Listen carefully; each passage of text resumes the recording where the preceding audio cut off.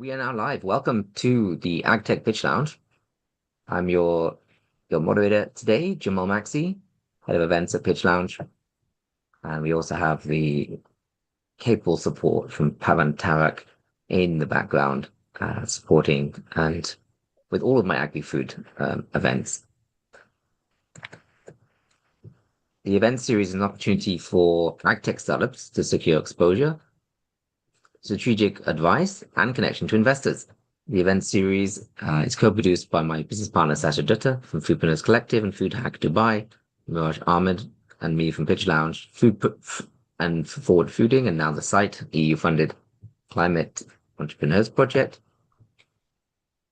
Also, our strategic partners, Elena Suchi from RSP Business Angel and the CFO Stack, our AgTech experts, Shirley Shaha from Desert Tech Ventures, Sepa Akkad from iGrow and Tia Isabel Otto from Women in CEA, Controlled Environment Agriculture, and AgTech Media Group.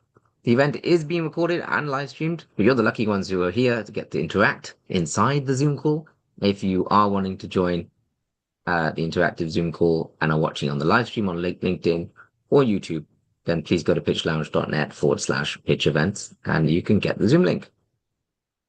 We also do a number of different event formats, both a group feedback consulting format, as well as an investor demo live stream format like today. And I'm just pasting the FAQs in the chat so you can be aware of those. Just want to, we had also Sepa on screen there. He's the co-founder, iGrow News and AgTech Media Group, agri-food tech media leader and regenerative agriculture advocate, and a consultant for business growth and strategy. He's on holiday at the moment, just like my business partner, Sasha. So he won't be joining us for today's event. We do have his colleague, Tia Isabella Otto, who's on the panel today instead of her usual role, moderating proceedings. Just going to copy paste Sefa's intro into the chat for everyone. A little introduction to me. So I'm Jamal Maxey, head of events and startup scouting at Pitch Lounge, and also have been an ex-mentor with an evaluator at EIT Food, Techstars, Saudi Arabia, Ignite, Dubai. I'm also a London Business School Newton Ventures venture capital graduate, and I've coached more than 700 food and ag tech startups over the last 6 years. I live between Germany and India, but also frequently travel for business to the UK, Netherlands, and the UAE mainly. And I'm open to expo production contracts, bridge building, community building work, and any kind of collaborations you want to make with us at Pitch Lounge. We're really open to those conversations. So do reach out if you would like to work with us on building our event programs and even creating new events and supported programs for startups in the agri-food industries. We've got a number of community groups, particularly across LinkedIn, but also on WhatsApp. We've got through our partner, Foodpreneurs Collective, Sasha Dutta, she runs a very active WhatsApp group community that follows a number of sectors and also geographies. The geographies are mainly linked to the GCC region, but the sectors are also open and global. And I'm just pasting some of those links in the chat, as well as other ways to engage with Pitch Lounge. At the moment, we're also involved in this EU-funded program. It's a free program for climate tech entrepreneurs. And that covers anyone that's working in food tech, agriculture, even green chemistry. Like, it's quite wide ranging, and it's a program that's linked to business modeling and investor readiness. There's a 4-part webinar series. We've got the fourth and last webinar tomorrow, where Elena delivers live, and it's interactive with some Q&A throughout. But the whole e-learning is also going to be available online, including those recordings. So if you're interested, do click the link in the chat and sign up on the website, and we can send you over access to that course. Just switching gears now to the event format and the schedule of today. We're going to have 4 businesses presenting, each for 5 to 7 minutes, and then followed by a further 18 minutes of Q&A and guidance from the advisor investor panel. Observers are also welcome to ask questions in the chat, but please be constructive and supportive. Startups also will respond in the chat afterwards. But if we have time for some audience questions, we will ask them ourselves at the end of the Q&A rounds, but that's not always possible. Just some housekeeping rules. Oh yeah, we'll also cover some upcoming events at the end. We have some events coming up. We'll talk about those as well. Housekeeping rules: keep yourself on mute if you're not speaking or interacting with the founders. We prefer to have your video on, so we can see your face and not a black screen. But it's fine if not, particularly if you're interacting. Please have your video on, and then occasionally we also will do some promotional screenshots. So we'll give you some warning for that. But we are recording throughout as well, so bear that in mind. Please be supportive and encourage. And be mindful of what you write in the chat and constructive throughout. And this is a non-political space, so any politics or inappropriate comments in the chat will be dealt with swiftly, and you will be removed from the call.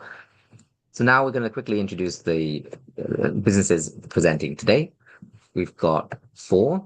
We've got Kokomodo with the presenter Tal Govrin. We've got Yerka Seeds, and we've got Melinda Yerka presenting. We've got Foldwise Proteins. We've got one of our Pitch Lounge alumni coming back, Ilan Samish, presenting. And we've got a new contact of ours, wonderful Teresa van der Wald, presenting Terra Vita Hub. I'm very excited for that presentation. I think you're in for a treat with all of them today. And I'm just pasting those in the chat now. So you have a bunch of links to be able to connect with those founders and also a little bit more about those businesses before they pitch. I got some extra information about Kokomodo. Good to know, Adam. I'll read that properly in a sec. So we've got the fantastic team today, a really large team as well.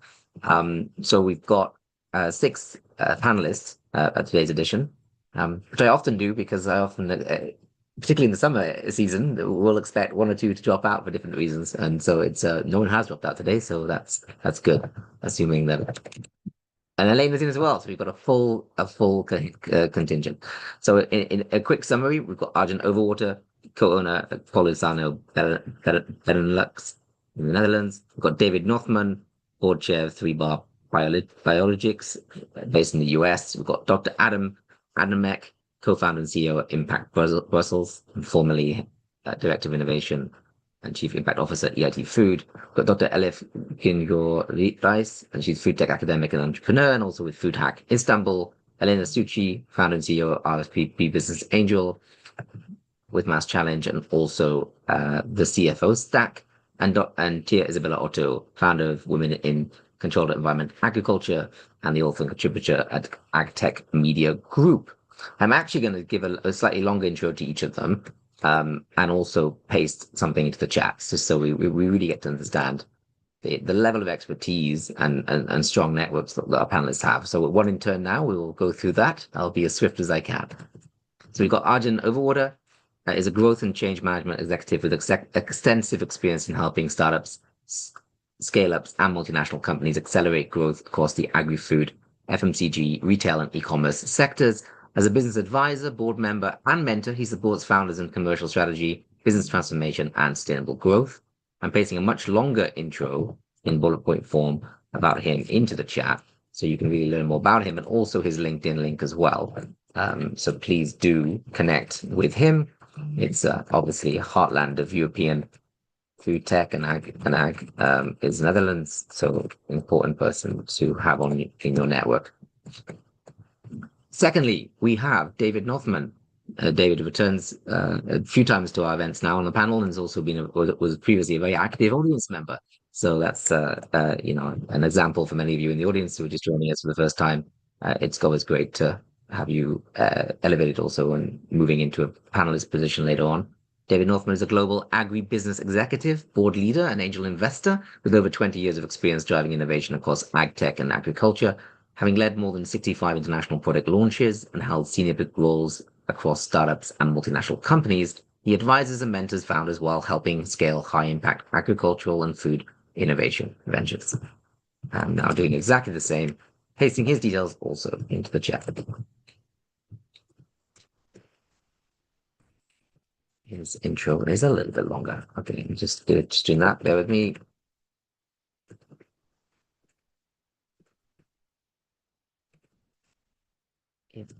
It's a bit longer.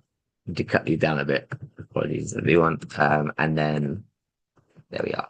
And third panelist, we've got Dr. Adam Adamek, second time joining us this month. He was with us last week for a very interactive, supportive session. Dr. Adam Adamek is a commercial innovation architect and food biotech leader with over 20 years of experience turning deep science into investable, scalable ventures, having held senior innovation roles at Danone, Mondelez, Mars, Merck, Pharma Nord, and EIT Food. He specializes in transforming breakthrough research into commercially successful food tech innovations. Great pleasure to host Adam again. Just pasting his intro in the chat and his LinkedIn link.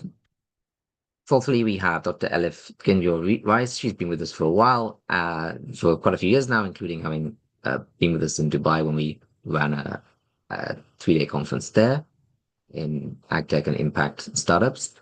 Dr. Elif Ginjo-Rice is a food technology and entrepreneurship expert focused on sustainable food innovation. As an ambassador at Food Hack Istanbul and an advisor with Arkland Capital, mentor at the Founder Institute, and ambassador for Forward Fooding, she supports startups, connects academia with industry, and helps drive innovation across the global food ecosystem. Great to have you back, Elif. And thanks for jumping in as well. I wanted to have your particular expertise with some of the startups jumping in later, last minute. We have Elena Zucchi, which is one of our past sponsors, close business partners for the last 5 years. She's been wonderful working closely with Elena. She's also founder and CEO of RSVP Business Angel and the CFO Stack, angel investor, startup mentor, and supporting agri-food, food tech, and climate tech ventures globally. She draws on 15 plus years of experience at Diageo and in venture investing, and she helps founders become investment ready, secure strategic partnerships, and scale their businesses globally. Thank you for joining, Elena. I know you have a very busy week, like many of us. 3 events this week, Elena and I have. This is the second of 3. And we, last but not least, our usual moderator in this series, Thea Isabella Otto, is an agri-food strategist and founder of Women in Controlled Environment Agriculture. She's dedicated to advancing sustainable farming and food innovation. And through her work in market research, business development, and industry thought leadership, she supports the growth of controlled environment agriculture, vertical farming, and next generation AgTech solutions. It's great to have you back. Thea, actually, it's the first time in a long time having you on the panel as well. So that's wonderful. Lucky startups today. You get Thea's expertise.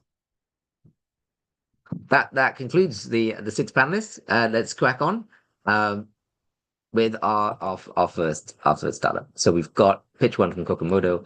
Presenting is Tal Govrin. Kokomodo is an agri-food startup producing climate-resilient cacao through cellular agriculture. Its technology enables year-round production of high-quality, sustainable cacao that supports personalized nutrition, wellness, and healthy aging. It's with great pleasure to hand over to Tal to present Kokomodo.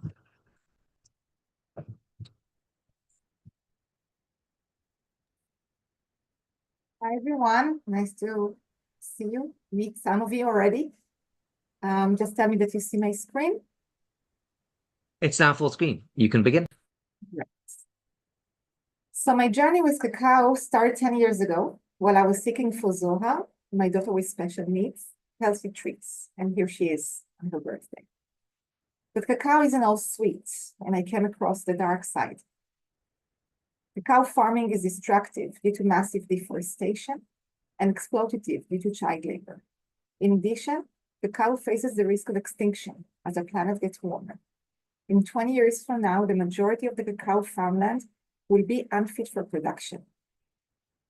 Cacao is also the plant with the highest GHG emissions, and it's second only to beef. But cacao is much more than a chocolate ingredient. It's actually a powerhouse that support heart health, physical and mental energy, healthy aging, and many more. So how can we protect this food as medicine ingredient? At Kokomodo, we are cultivating real-controlled climate-resilient cacao.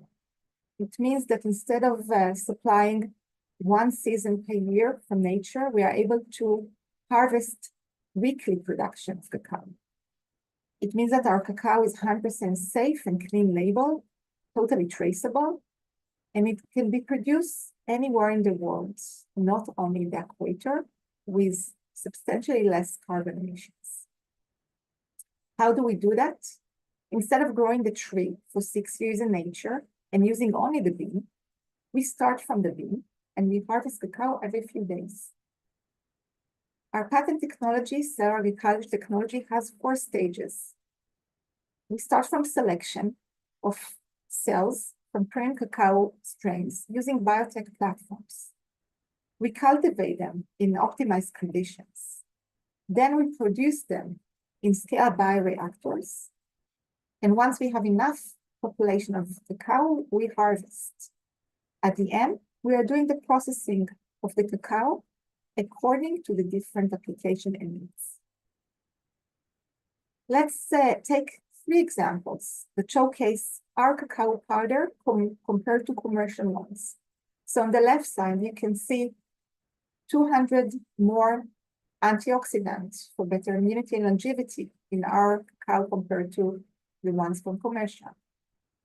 For mental energy, we have 10 times more serotonin.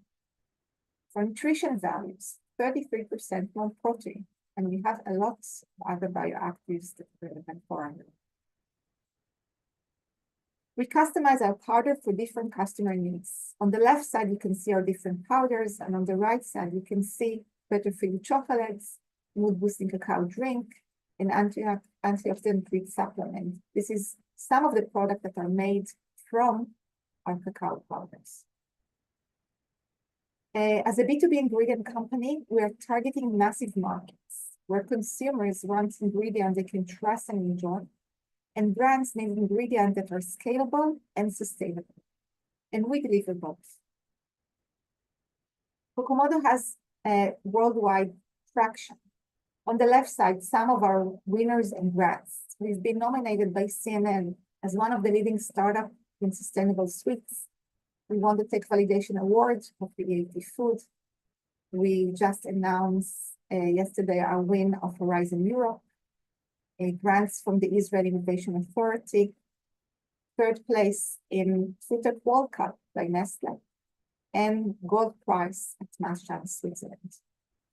On the right side, you can see our commercial collaboration with brands like Mondelez, Cargill, Mars, CSM, Coop Switzerland, and many more. And what's interesting is what we do don't need to change anything the way the manufacturing are working today. It's a seamless integration, same process, same machinery, same recipes. On the left side in our application facility, and on the right side with our customers' facilities. Our advantage is the fact that we have a wide range of fully customized functional products. And we have a broad cacao cell lines collection with diverse bioactive produced individually or blended. We have a premium customized aroma and flavors that can combine with targeted health supporting bioactives like I showed. We have attractive economics. We know how to produce in relatively low cost infrastructure, but high yield continuous harvest bioreactors, and the traction that I mentioned just earlier. I'm very proud to say that we are 50% women leaders in Kokomodo, where we combine science, technology, and business with a very diversified team with more than 80 years of combined experience. And our impact is massive. With one bioreactor, we can produce the equivalent of 2 tons of cacao powder yearly, equivalent to 753. But we did do this with non-GMO, 100% ethical, no deforestation, no heavy metals, and substantially less water and carbon footprint. And back to me and my daughter. We are now currently fundraising our seed round, $4 million. We already have 65% of the round committed. And we invite you to join the round and to join the future of the cacao for the people and for the country. Thank you. Thank you, Tal. Wonderful pitch. Let's go first to LF Biz. Thank you, Jamal. Thank you, Tal, for the great pitch. So for antioxidant properties, maybe I can ask you, because it's really important, even for B2B ingredients, once you have more antioxidants, it's help to the structure while you manufacture. So what types of antioxidants do you improve by your process? We have a long list. I cannot name all. Cacao is one of the richest plants in antioxidants. So there is a lot of them from, prosydins to epicatechin and ECGC, many of them. And yes, everything we do is fully supported by analytical work, which we don't do here. We do it in external laboratories. And we always compare our powders compared to commercial one. And even when we compare to commercial one, we always take the best ones. So to get it to the it can really improve the structure. If you use in bakery, for example, it could help a lot if you have a good antioxidant property. This is why maybe you can also focus through this. If you want to work with bakery, it's really important if you have an antioxidant structure. Thank you. Interesting. Thank you so much. Thanks, Ali. Let's go to Adam next, please.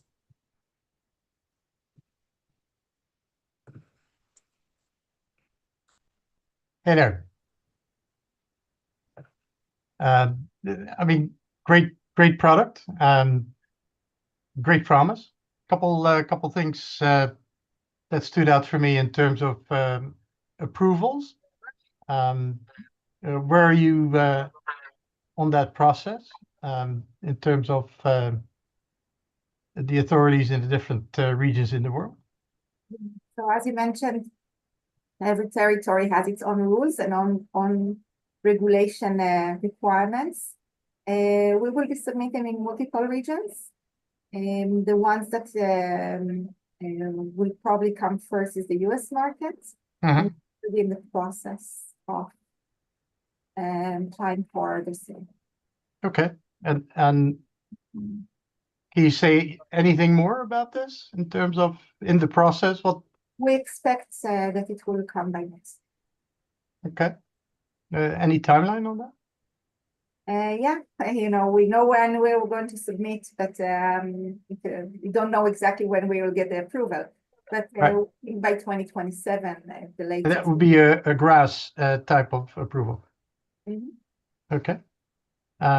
In terms of, you have 60% committed. Is there any strategic investor in there?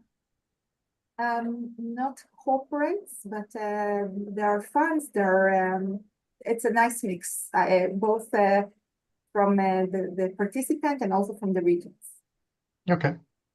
And then production, where will that take place?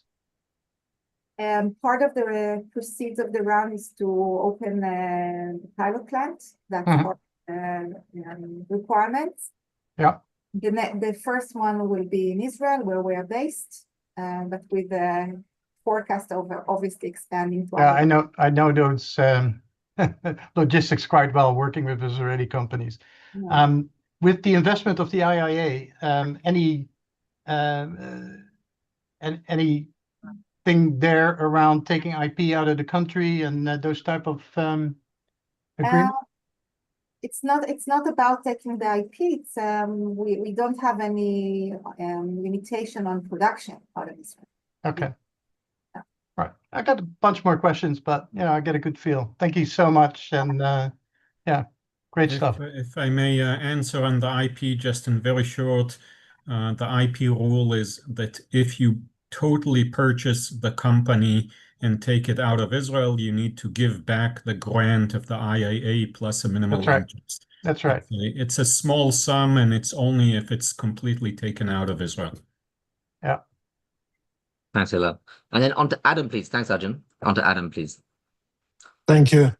Thank you. Wonderful pitch, and we spoke at different occasions, and I know your startup quite well, I must say, and I'm really impressed by what you're doing. But there are few questions which I have, and I think they will not help you, but they will help the others probably much more. So one thing which I'm interested in is, are you more focused on really backing the supply of the cocoa to the industry, or more thinking about health, nutritional aspects, polyphenols, all of these aspects, which is actually more controlled, more kind of, yeah, the lab type of environment needed for all of the antioxidant properties? Well, I'll answer in two ways. The pitch I hadn't had the time. One of the assets of a Kokomodo that we started from the academy. And by that, we inherit a lot of different cell lines of cacao, which allow us to cater for both things. Some of the cell lines are great for taste. Some of the cell lines are great for health. So we don't need to compromise. We can do both. Yes, it requires different expertise, but we have this expertise. So we are able to also take it from a supply perspective, but also take it from a health and wellness perspective. But what would be your next move? More towards the backing the cocoa replacement, or more towards the antioxidant production? So without getting too much to our strategy here, I think, and this is very openly the way I see cell culture cacao and cell culture plants in general. This technology is making evolution, but it also will take time to get to the mass production or the mass volumes. So I think very honestly that getting to the millions of cubes that are required to supplement the entire industry, that will take more time. So yeah, I think it's also a way to close a gap, but it's also that relates to the supply side. But there's also great advantages of working from the functionality side. Okay. And my last question, and probably the most important for the others, is what is the single biggest technical risk which, or that money cannot solve in your case? I think, it's not, it's a risk, that the regulation is a risk. Again, not related to Kokomodo, related to the field that we're in. I think I see progress. We haven't spoken about Europe. Europe funds a lot of startup in the space. We are very much embedded into the EAT food. Also, we just announced last week that we were selected by the EAT Rising Food Stars. Yes. Very prestigious cohort of startups from entire Europe that are selected every year. The ones that the EU view as the most attractive ones to get to the market. So Kokomodo is part of the 2026 cohort. So there's a lot of funding coming from the EU to start up like Kokomodo. But we know that the regulation in EFSA is slower and takes more time. That's a risk. A risk that we know how to mitigate from different perspectives. Again, I won't get into all the details here. But this is something that any investor that wants to get into the space needs to understand, that this is something that we need to walk through until we finish this phase. Okay, Tom, thank you so much. Thank you, Cheers. Anna. Nice to see you. Let's bring in Taya, please. Hi. Thank you, first of all, for your presentation, and I love what you're doing as well at Kokomodo. I was wondering, because this technology is not new, you're not the first ones using bioreactors to produce also cacao, which is a good thing on one hand because it's proven. So that I feel like always removes a certain amount of risk. But I'm still wondering on the financial feasibility, and you mentioned that you have attractive economics. So my question is, where is that cost comparison and where do you stand? Maybe on one hand compared to the commodity, but then if you're comparing yourself more on the nutritious market and the antioxidants that you're focusing on. So where do you stand in comparison, and what are the next steps that you need to take? Yeah, so I think on the cost side and on the production side, we're tackling this from two different directions. First, from the infrastructure itself, from the CapEx side, we have developed bioreactors that are relatively low cost to obtain. We are able to produce with them for a long period of time. It's a closed system, so we don't need to invest a lot in cleaning and sterilizing and all those kind of things that cost money. And also, as a general comment, I would say that plant cell culture are relatively low cost on medium, or things that you're maybe familiar from other cultivated products. So that's from the infrastructure side, from the CapEx side. And what we are also able to do, again, this is something that is very unique for us, we're able to do continuous harvest. It means that you don't need to stop the process, and you can take it for a long period of time with the same culture, with the same systems. So that's also optimizing the cost side. So on both things, we are very much advanced. And from a price point or perspective, our target is at the end of the day to get to price parity. That's the objective. That requires obviously to move to commercial scale in order to be there. So that's where we see the advantage. So the money you're raising now, is that to reach the economy of scale? And how, like, well, where is that threshold for you? Like, how big of a production do you need to have in order for it to make economic sense? And is that something you're reaching with the next round?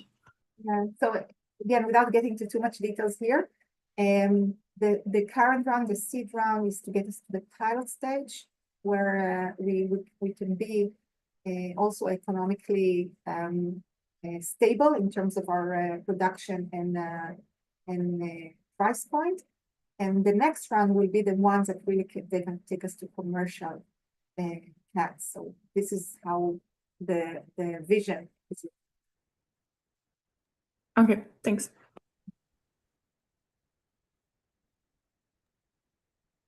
Just to add on in TRL terms, Tel, where do you sit? 6, 7. We're bringing in David's questions, and we'll bring the whole panel back up. Sorry, Arjun. David. A lot of great questions, some of which were on my list, but I think if you could clarify a little bit your use of funds, just by percentage. The pilot plant is probably the biggest one, but is that 80%, 60%, and then what other use of funds for this round? So basically, again, I won't get into percentage, but I would say 4 main streams. First is the scale up of production. That's the first thing. The second thing is to continue developing our product offering. As I mentioned to Adam, because we have a big variety of cell lines, our ability to create different products and customization of products, something that we will also investing in. The third one is the regulation. We need funds for submissions, so that will be the regulation part. And the fourth part is to continue the collaboration that we have with the multinational brands. And some of them I talked about, some of them I cannot talk about, but we as a strategy, I would say, has started working with the industry very, very early. And this is one of the reasons why we are very progressed. And that's also some of the proceeds will be to continue the proof of concept and the joint development agreement that we have with the multinational other brands to keep on doing the collaboration that really promotes to the market. Yeah, it's interesting. I would hope that they're also that it's maybe a matching, and I'm not asking for details, but those proof of concepts, those joint development agreements, at some point you want a high percentage, and I'm sure that if you've got an investor, you'll share that component. What's that? All our collaborations are paid collaborations. Are paid. Okay. Well, when you said that some of the funds would be to continue those collaborations. more. Not everything is totally covered. Covered. Yeah. Got it. Yep. Okay. Great. You answered the follow-on question there. Yeah, I mean, I think the only the other questions I had around scale of production, the financials of the partnerships, I understand you probably can't share. I guess I'm more towards the commercialization side, so I'll wait. I'll hold other questions. A lot of them have been answered. Thank you. Now bringing in Elena for a quick question. And if the panelists do have other questions, please put them in the chat because we will have to move on actually after Elena and Tal interaction now. Elena. Yes. Hi, Tal. Thank you so much for teaching with us tonight or today. I almost forgot we are 1 hour earlier. I wanted to ask about where do you see this company in 5 years? I would go a little bit more in details about the composition of the next round, but I know you need to keep very much under non-disclosure a lot of elements. So maybe just get us a little bit the picture. Where do you see this company in 5 years? Generally answering a very big question. I think we are in a space that is, in many ways, we don't need to explain the why. Cacao is one of the most beloved ingredients, and it's facing a major supply problem. So our why is relatively easy to explain. We are seeing the use of cacao powder in many applications, in food, in beverages, in nutraceuticals, even in cosmetics, right? It's a very well used ingredient. So for us, we see ourselves first as a global company. We're based from Israel, but if you work with Israeli startups, so we always think big and global. And this is the same view on Kokomodo. We see ourselves as a leading B2B ingredient player. We see ourselves working in a combination with some of the brands. We are producing the powders as a B2B ingredient, and also with some of the partners, we are also working on licensing deals. So that would be a combination. And, we have a very, as part of the current round, we have a very detailed financial model and business plan that really captures a lot of our vision going forward. Amazing. Thank you. Thank you. And good luck. Thank you. Perfect timing. Wonderful. We're going to bring the panel onto screen just for one quick promotional shot. So just bring the rest of the panel on. These we're still missing Kaya. Still missing Elif. Yeah, that was the Hunger Games style music. Not Teresa. Elif and Taya, please. And Taya. I know it's 6. It's a big number. I know that, Pavan. And then maybe, without me, it's fine. Yeah, it's wonderful. So just the 3, 2, 1, and we're going to do a photo, okay? So 3, 2, 1. Great. Thanks, everyone. Thank you, Tal, for kicking us off. Thank you to the panels for the lovely exchanges. Have a great rest of the day, Tal. We're now on to our second startup for the event. And it's not Teresa, it's Melinda. Melinda, not Teresa, please.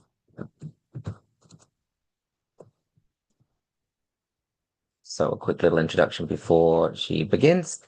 So Yucca Seeds, presented by Melinda Yucca. Yucca Seeds serves as a commercial arm for the Yucca Lab at the University of Nevada. They scale up and deploy new plant biotechnologies, including crop varieties that are socially and environmentally sustainable. We'll also be putting a longer deal summary in the chat and what else they're looking for. But we want to hand over to Melinda to present. Melinda. All right, thank you for that introduction. Let me just share my slides here. Okay, it looks like everyone can see things. Yeah, so I'm Melinda Yurka. I'm the founder and CEO of Yucca Seeds. Thanks to Jamal for the introduction. Thanks for Pitch Lounge for being here, and for everyone who's attending. As mentioned, I'm a professor at the University of Nevada in Reno, and today I'm going to be wearing my Yerka Seeds hat and introducing to you culinary sorghums for global markets. For those of you who aren't aware, sorghum is a grass crop. It's a grain closely related to corn. You can see the plants behind me in this slide. And the difference between corn and sorghum predominantly is that sorghum is much more heat and drought tolerant, so it's a more sustainable crop. I want to start by showing you guys my team, who I'm very fond of. This is not everybody. They weren't able to come for the photo shoot, but these are my various lab members who I've been training for the past few years. They have been helping me build from the ground up the first plant breeding program for any species in the entire state of Nevada in the US. So it's been a monumental task, and we're really focused on sustainable agriculture, and we're very passionate about it. From left to right, we have Salma, Julia, myself, Tristan, and Megan. We've been getting a lot of media attention for the past couple of years for our work developing culinary sorghums, and we've got a number of products, but right now I'm going to focus on the one that I'm the most excited about and the one that I think has the most immediate market potential, and that is high protein culinary sorghum. So that means that our varieties yield about, the grain will be between 12 and 20% protein, which is very high for grain crops. And we're really targeting the alternative proteins market for foods. So if you look in 2024, the total alternative proteins market was about $90 billion, and 65 billion of that was plant-based. Here's 2026, and we expect this to grow to $300 billion in plant-based proteins by the next 10 years. And we have good reason to think that we can capture a good portion of that for reasons that we'll go through. So this is some published data. And what you see here on the y-axis is the protein yield in kilograms per hectare of different crops. These are current food crops, and this is how much protein they yield per hectare. These are forage legumes, mostly used for grazing animals, and then this is animal-derived protein. And what we've noticed and we discovered in our recent yield trials, and these are the first yield trials coming out of my program in Oregon in 2025, is that our sorghum varieties are yielding about 1,300 kilograms per hectare of crude protein, which makes it competitive with some of the most productive legumes on the market. And the only crops that out-yield my varieties are soybean and wheat, but we think that with continued breeding work, we can probably close even that gap. So this makes sorghum one of the most sustainable sources of food protein in the world when you consider that sorghum is much more heat and drought tolerant than any of these species listed here. In addition, it's gluten-free and they taste great. We've done extensive consumer testing and sensory analyses. You can see here, this is a 100% sorghum pancake that I made within 2 hours of harvesting the grain from a farmer's field. There's no binders in there. There's no xanthan gum or psyllium fiber, which is groundbreaking for the gluten-free foods market. And it also makes a tasty beer. And you can see here some of our sensory analyses that we've got going in Nevada. This was hosted by a local winery, as well as this is in Kenya. We've got some collaborations going through sub-Saharan Africa. So people around the world really like this. Additional markets by total value include dairy silages, cow and calf feed, pet foods, boilers, biofuels, malting, and brewing.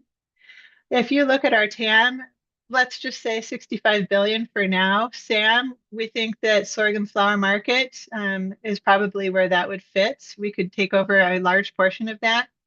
But in terms of what we think we could realistically take over in the next 5 and 10 years, we think $5 million and $2 million. And mostly that's because in the case of a seed industry, you don't want to scale too fast.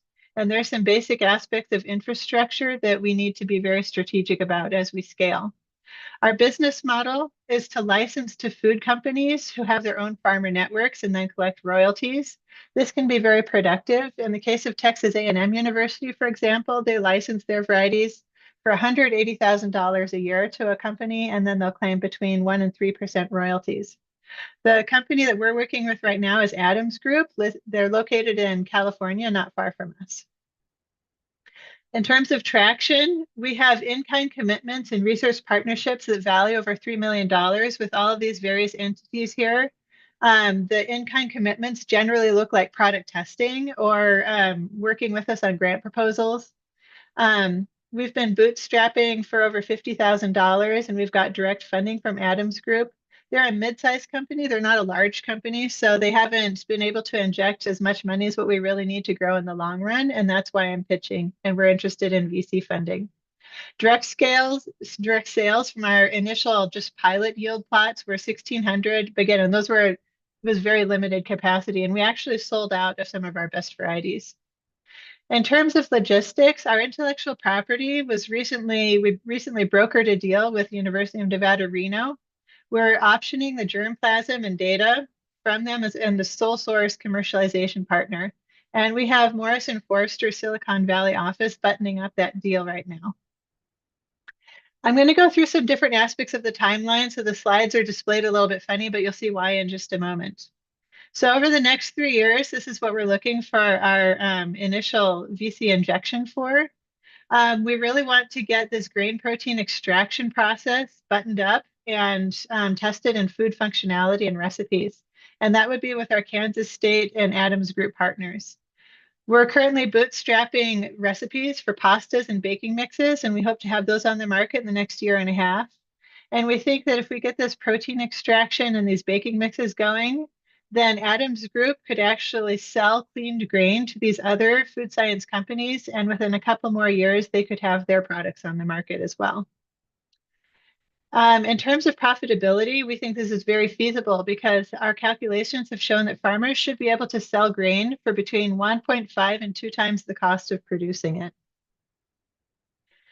In terms of animal feeds, so these are culinary sorghums, but the increased protein content is also very valuable for animal feeds.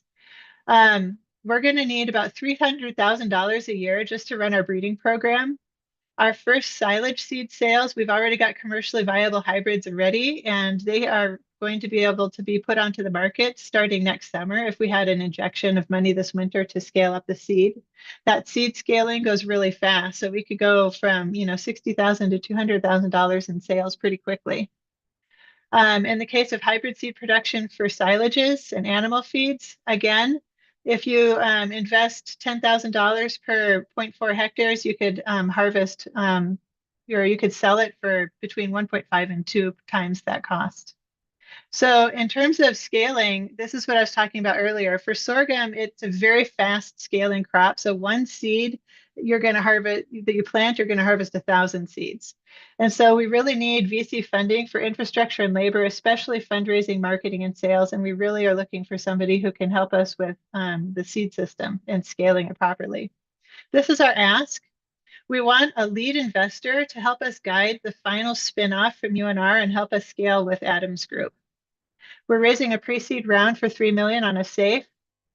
We would use that money to hire a fractional CEO, full-time project manager, and a PhD level plant breeder. That's going to help me balance my Yurka Seeds hat with my academic hat.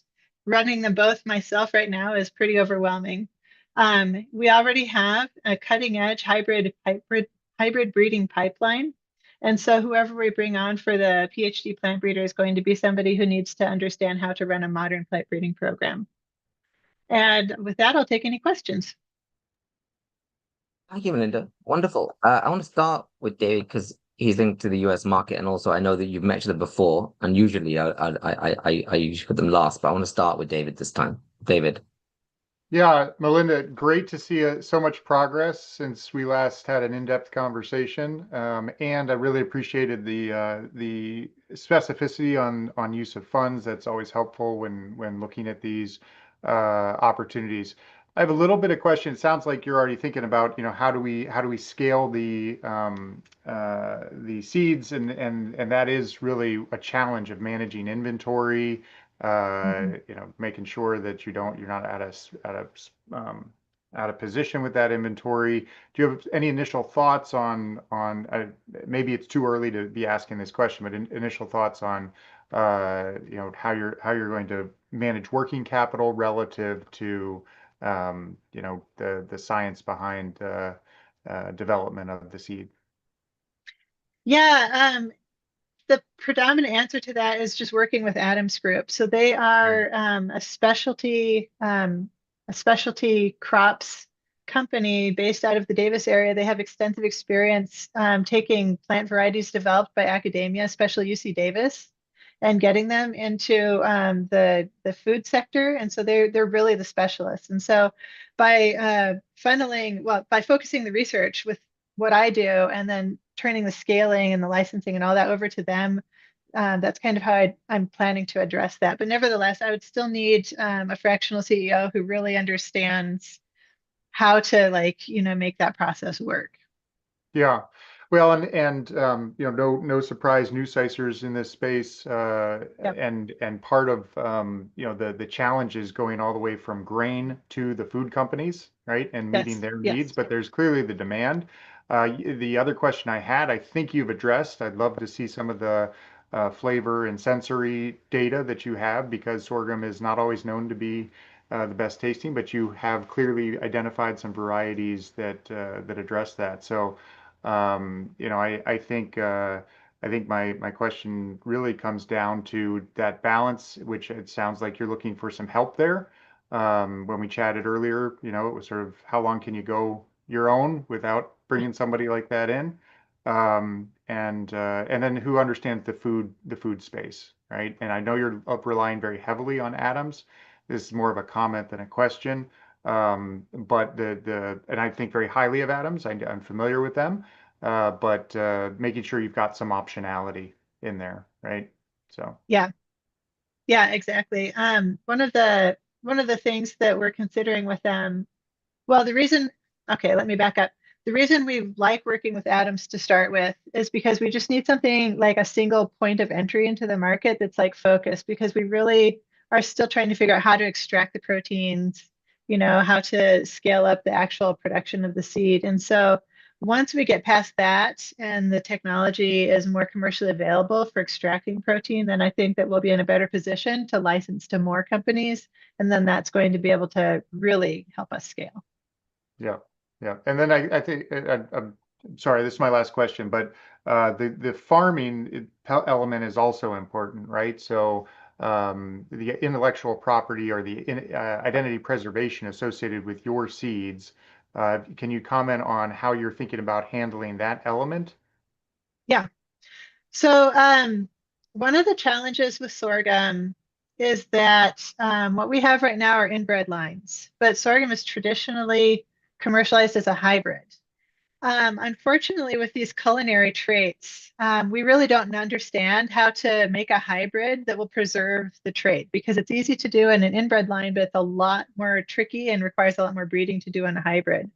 So what we have to do is start with commercializing the inbred lines, but we have to protect the intellectual property. And that's another reason why we're working with Adams, because they have their own farmer network. So through NDAs and MTAs, they can produce and scale and really get this processing going for the inbred lines, while in parallel, Yurka Seeds can be developing the hybrid breeding technology for it before we start selling to more entities. Yeah, okay. So I'll leave it to my colleagues, but you and I will catch up offline. Yeah. Thank you, David. Wonderful. On to Elif, please. Thank you, Jamal. Thank you, Melinda, for the great pitch. You mentioned you have partnerships with Ingredion, right? With the ingredients companies. Do you have any companies else? Any more ingredients companies you have partnership with? Yeah, so Adams Grain has their own food science company. We're also working with Ardent Mills. They're doing product testing for us. Ingredion and Snacktivist are also doing product testing. Because once you have a partnership with one ingredient company, it's very challenging to operate in the market, because it's very challenging. My first question, because I took even note here, I would love to ask you what was your biggest challenge, but after I saw your pitch, I thought that I think your biggest challenge would be food ingredients market. I think, because especially for bakery, the ingredients like gamma-arabic, guar, maltodextrin, these are quite big players as ingredients. So due to this process, What is your biggest challenge? Let me ask this question. The biggest challenge is recipe development. So I mentioned in some of the slides that we can make really fluffy, tasty, breads and cakes and cookies and beers and stuff like that. With it, we don't need like, psyllium fiber and xanthan gum, which is a really big deal for the gluten-free market. So, but the problem is that there just has been no research done on using sorghum with my chemistries in ingredients. And so again, we have to do just a lot of like just basic recipe development. We have to rethink how we're making gluten-free foods if we're not using these binders and additives. And so that all has to go through consumer testing. And so there's just, this initial bottleneck of just figuring out which grain chemistry I'm producing in the plant and which environment it's produced in relates to which product category, and then developing like a grading system. So again, that's what we're going to use the initial injection of money to really figure out. And we've got a pipeline in place to do that. We know how to do it. We just need the money. Also, some of the ingredient companies, they also have their own recipes, like they sell the products in mixed format. I don't know, Yeah. maybe they can add your product to one of their mixtures, and it can have more profit than your original product. So maybe you can also advise to the R&D teams that you have partnership with, because they also use enzymes and other ingredients with the mixture. So it will be very easy to include your product, and there will be no bad feedback from the customers. So I think using your product, not directly, but adding to a popular mixture of these ingredients can be a good option too. Yeah, that's a great idea. And I think that those are things that we've been talking about with them as well. Thank you. So if maybe we can catch up later as well. Thank you so Yeah. much. Thank you. Thank you. Thank you, Elif. I want to go to Elena earlier in the round this time. Elena. Yes, let me unmute myself. Hello, Melinda. Hi. Great pitch, and I enjoyed your energy. I'd love to know what was your starting point when you decided to go for a co-CEO for your company, and because I'd love to challenge that a little bit. What was my starting point for deciding to be a CEO? Is that right? Or why did I decide? You Oh. need to, yeah, you need to find a co-CEO to help you run the company. Yes. Right? Yes. And definitely. why is that? Because I'm a professor at a university, and I'm also this owner and founder of the startup, and my time commitment is too much. I need to be able to have trained and qualified staff who can really take over the fundraising in particular, marketing, sales. Yeah. Well, in the startup environment in Europe, and especially in Switzerland, where we have several accelerators and we have built the culture of governance and startup governance, and means we bring in also board advisors. We advise very much the CEOs and founders of companies never to do a co-CEO, because that means you are going to externalize your vision to someone else. Mm-hmm. How would it be for you to build like a scientific board to help you deal with the scientific part of your business? It will cut on time that you spend on those decisions and due diligence that can be externalized to someone else. And then you have a regulatory advisors, an IP council, manufacturing advisors. So I'm thinking that your business model resembles very much with biotech and pharma companies, because you have many layers, and the biotech company already has many decision makers at different layers. So if you would look, I encourage you to look a little bit more into that, how to build operational spine of a biotech company, and try to mirror some of them, of the best practices that you will find there, and see what would be your outcome. Because board committees, they can do audits, they can do a lot of assessments. They will support you and they'll report directly to you. Yeah, that's a great idea. I definitely plan to stay as the scientific advisor throughout the process. But that's a good idea to connect into these more diverse ecosystems that can help out with all these various, multi-layered management tasks. So thank you. Welcome. Thanks, Elena. I want to bring in Taya, please. Taya, you're up. Hi. Thank you, Melinda. Thanks so much for the presentation. I also love your energy. And great to hear what you're working on. I have actually maybe less of direct questions, but more so thoughts when I heard your pitch. And that is, I hear a lot of the focus on high protein, but I think actually the unique point with these specialty grains really lies in the gluten-free area, because it's high in protein, but also it is gluten-free, and that's kind of the avenue that I would push for a bit more. Love that you have a female team that you presented to us. And in terms of the products that you're looking at, I wonder if it's not in too many directions very early on. So maybe that's something you could elaborate on, because you were mentioning, the feed or fodder market would be a possibility, but also the food market. So where do you actually put your focus in all of that? You talk about pancakes, you talk about you're creating the recipes, but then you also want to have these partnerships. So where do you really put the priorities, and what do you want to do yourself versus where do you want to outsource?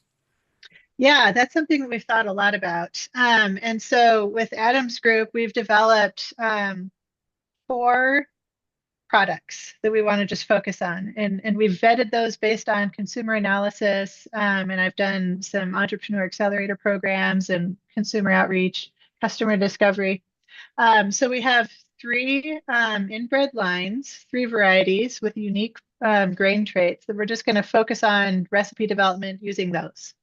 To get started. And then there's 1 animal feed that we're going to focus on. And so that just keeps things a lot more manageable for us to get started. As we transfer things to Adam's group, then that frees up my lab at the University of Nevada to pursue like research partnerships with other universities, which then can develop, more materials that can then feed into Yucca seeds over time. So the big picture is we've got a pipeline. So we move things from the lab to Adam's group, but we've definitely prioritized 4 things that we're focusing on to get started. Yeah.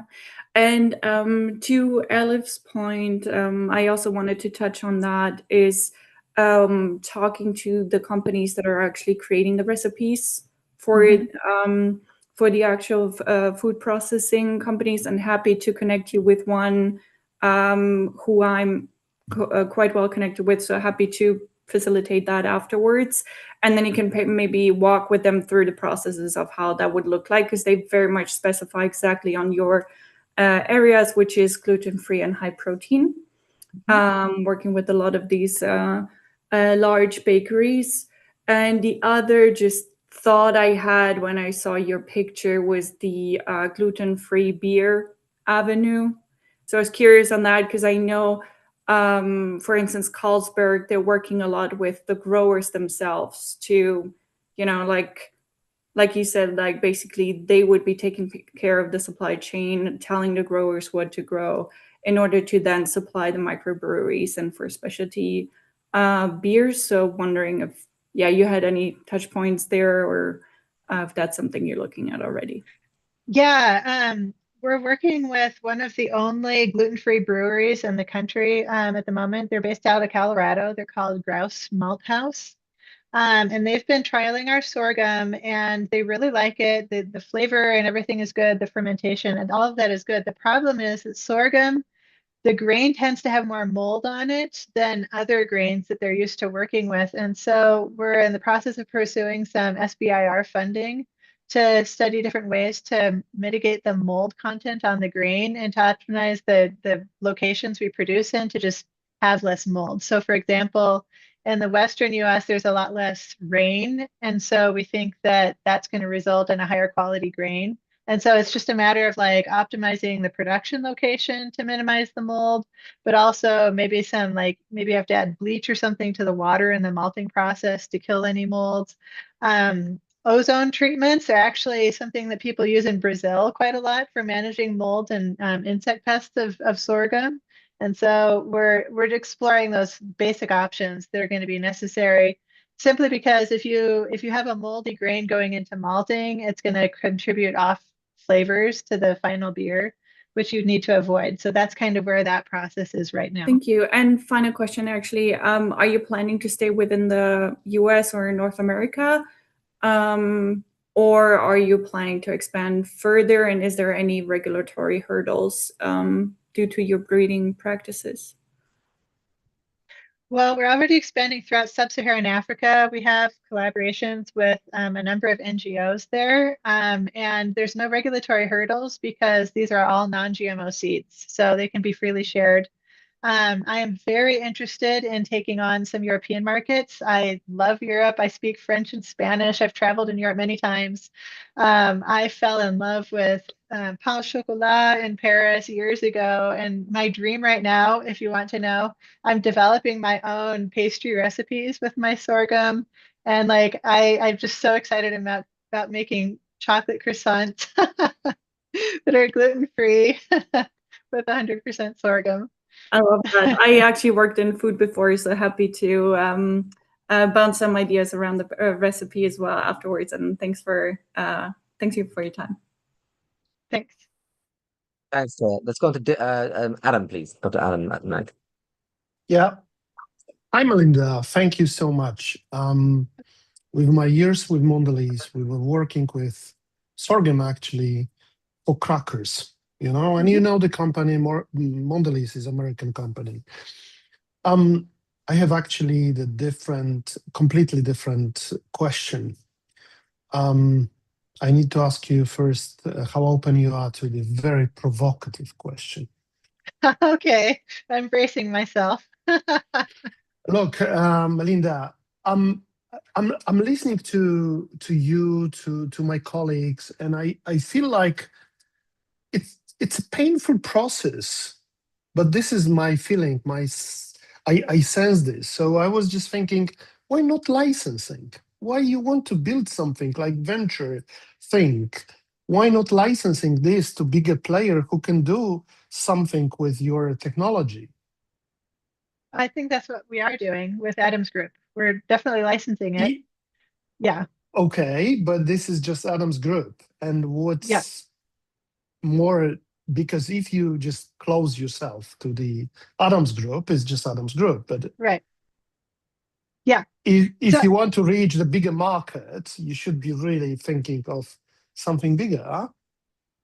No, I agree with you completely. The reason we're working with Adam's group is just to kind of get the basic technology started. Again, nobody has ever dealt with this kind of sorghum before, so the basic processing steps need to be in place. Once those are in place, then I think we'll be able to license to the big players. So, Melinda, I'll be very frank with you. So, sorghum plus amaranthus plus quinoa are very well established as a source material in Eastern Europe, actually, as non-gluten, as gluten-free alternatives and whatsoever. I mean, plenty of the solutions already exist. Why not tackling those markets? Why not addressing the needs of the people who are living there? Because they know, and addressing those markets is actually kind of hurdle-free if you are focusing on Europe. And then on France, if you are France, they are really thinking of artisan products, which are crackers, which are like during the moment of, how you call it in France, is the aperitif moment, right? All of these crackers, all of these solutions, which are absolutely, I'm talking products, I'm not talking your technology, I'm talking products. So really what consumer will use, why not doing this? To be honest, I'm not quite sure I understand your question. You're asking why I'm not expanding into Europe or why I'm... No. what is your kind of focus on the end products? Because you are going into different directions, right? 360. And I'm just thinking, what you are talking about? Is it really the technology? Is it really a kind of commercial viability? Is it the solution?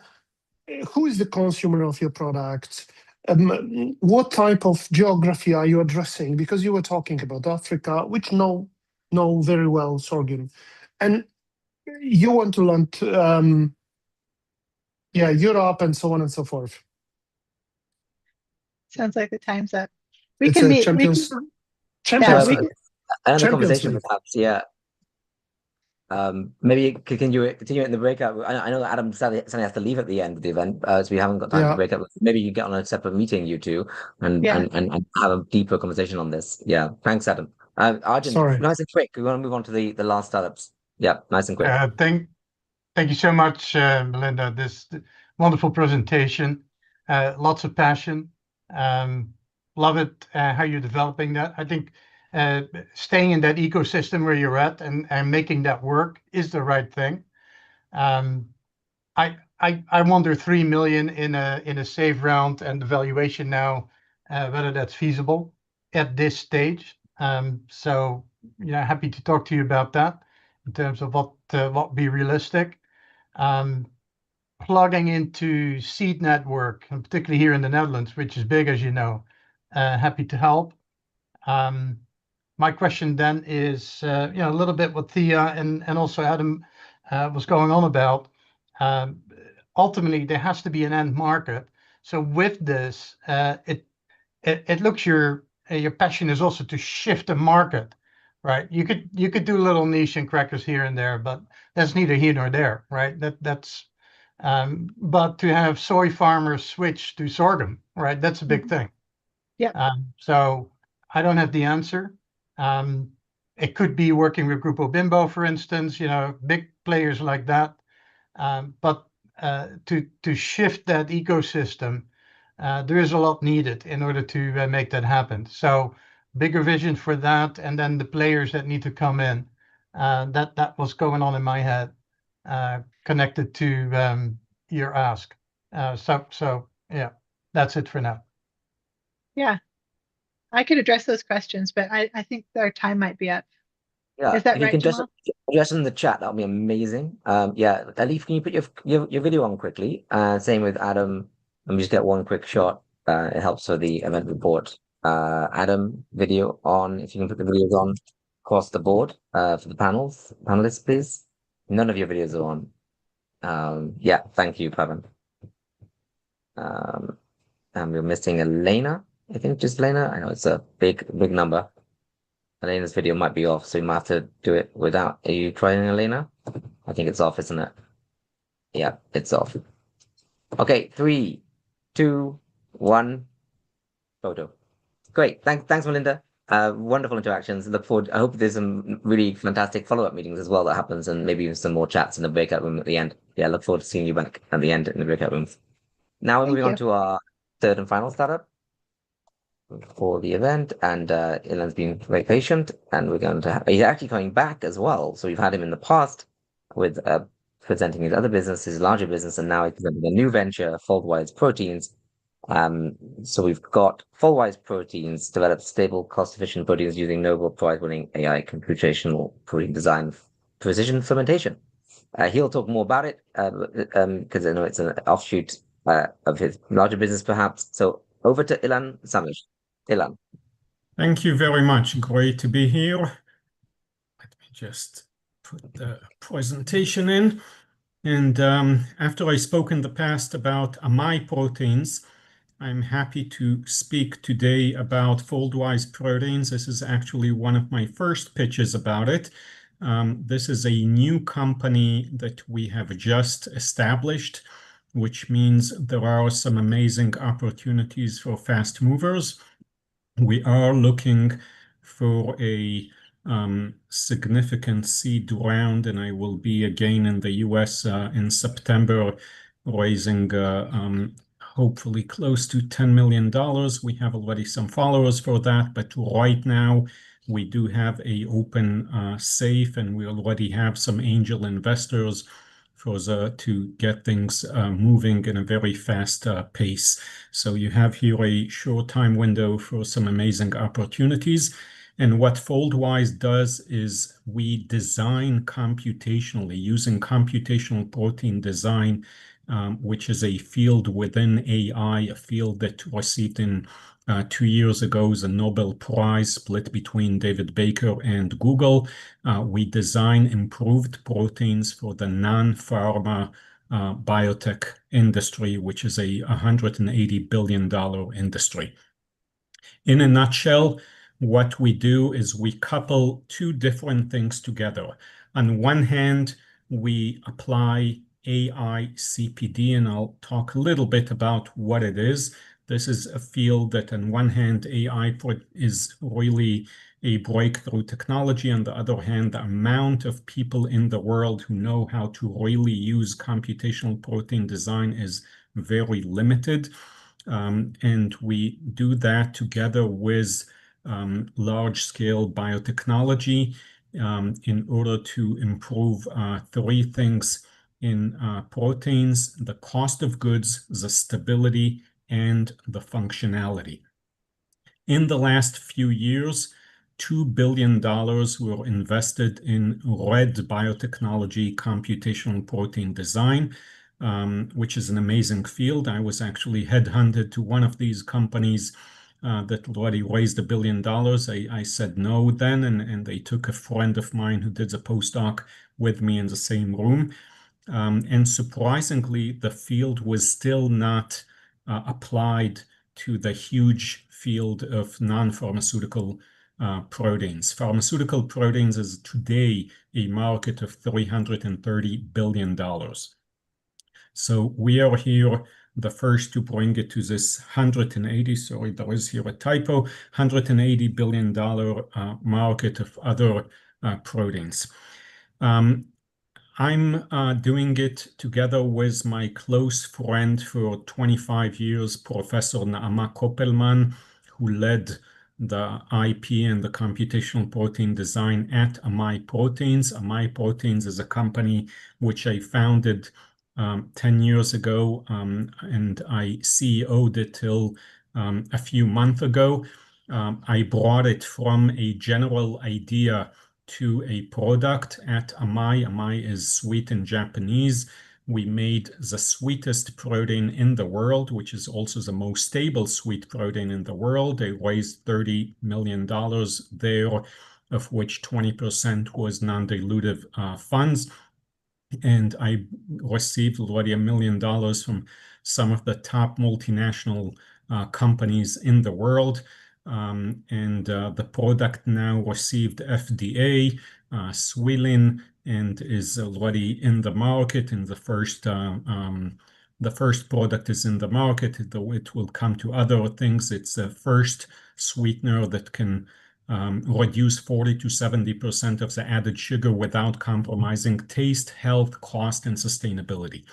And what we are doing here is to apply the same technology of computational protein design, which includes the biophysics and the informatics, the AI, with the biotechnology, with the bioassay, applying it to other proteins. And we are doing it with an amazing team of 4 co-founders, including 2 of the top leaders in the world in this, Luca Rosetto, with whom we have many, many hours, and after Naama Koppelman, who is going to be here is a CTO, and I sat for several months on the 40 most sold proteins in the world produced by biotechnology to prioritize the targets. We flew to Luca Rosetto in Basel, sat with him for several days, and we also had several meetings with Maurizio Haddadi. Luca Rosetto led production and operations in Royal DSM, one of the top 3 players in this field. Maurizio Haddadi was president of Human Nutrition and Health, chief marketing officer, and president of Latin America. Both of them recently finished a long career in Firmenich DSM. DSM has the biggest portfolio of non-pharma proteins produced by biotechnology. Luca had under him 9,000 employees. Mauricio, in the last role, 3,600, but as CMO really was responsible for marketing the $12 billion euros of revenues a year. So the idea is in the first year to have the computational protein design pipeline, including the variants produced by biotechnology, and in the second year to have the super variants, and then already immediately after the second year already have sales. Sales here can go in two different models.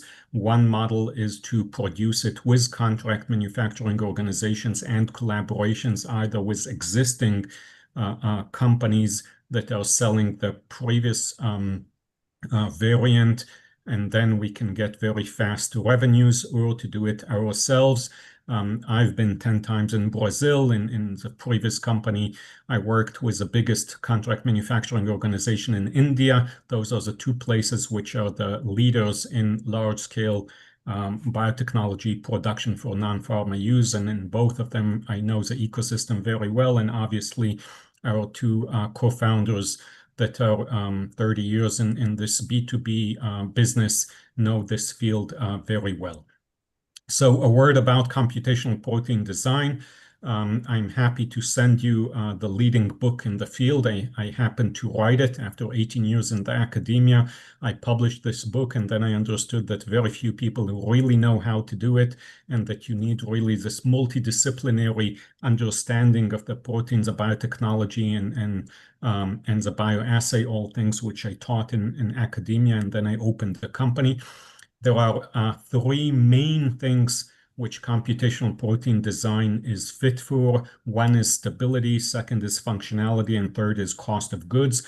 Cost of goods, if you have a protein which has less aggregation and can fold in a faster way, you can use with the same liter or cubic meter.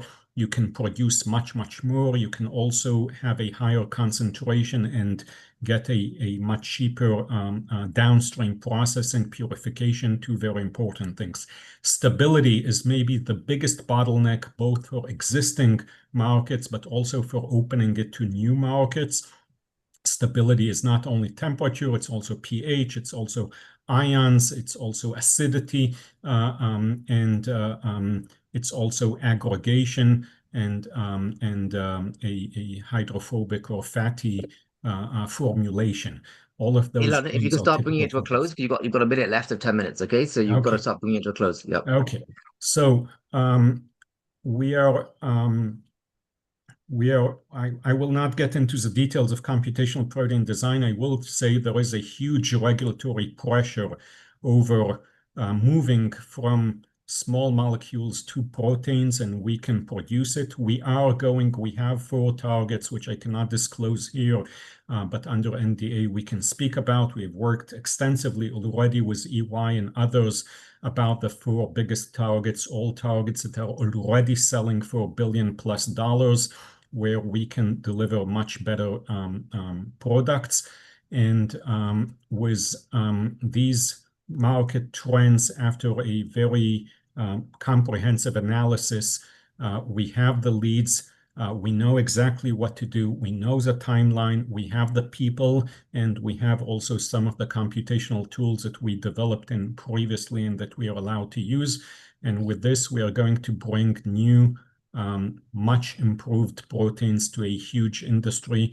By the way, it's also a very sustainable industry. In the previous company, I received the top Extreme Tech Challenge award for that. So if there's one slide that you should copy, this is the slide summarizing it all, and happy to answer any questions you may have. Maybe keep this slide on screen and we'll go straight to questions. Let's start with Adam first. Adam, please. Yeah.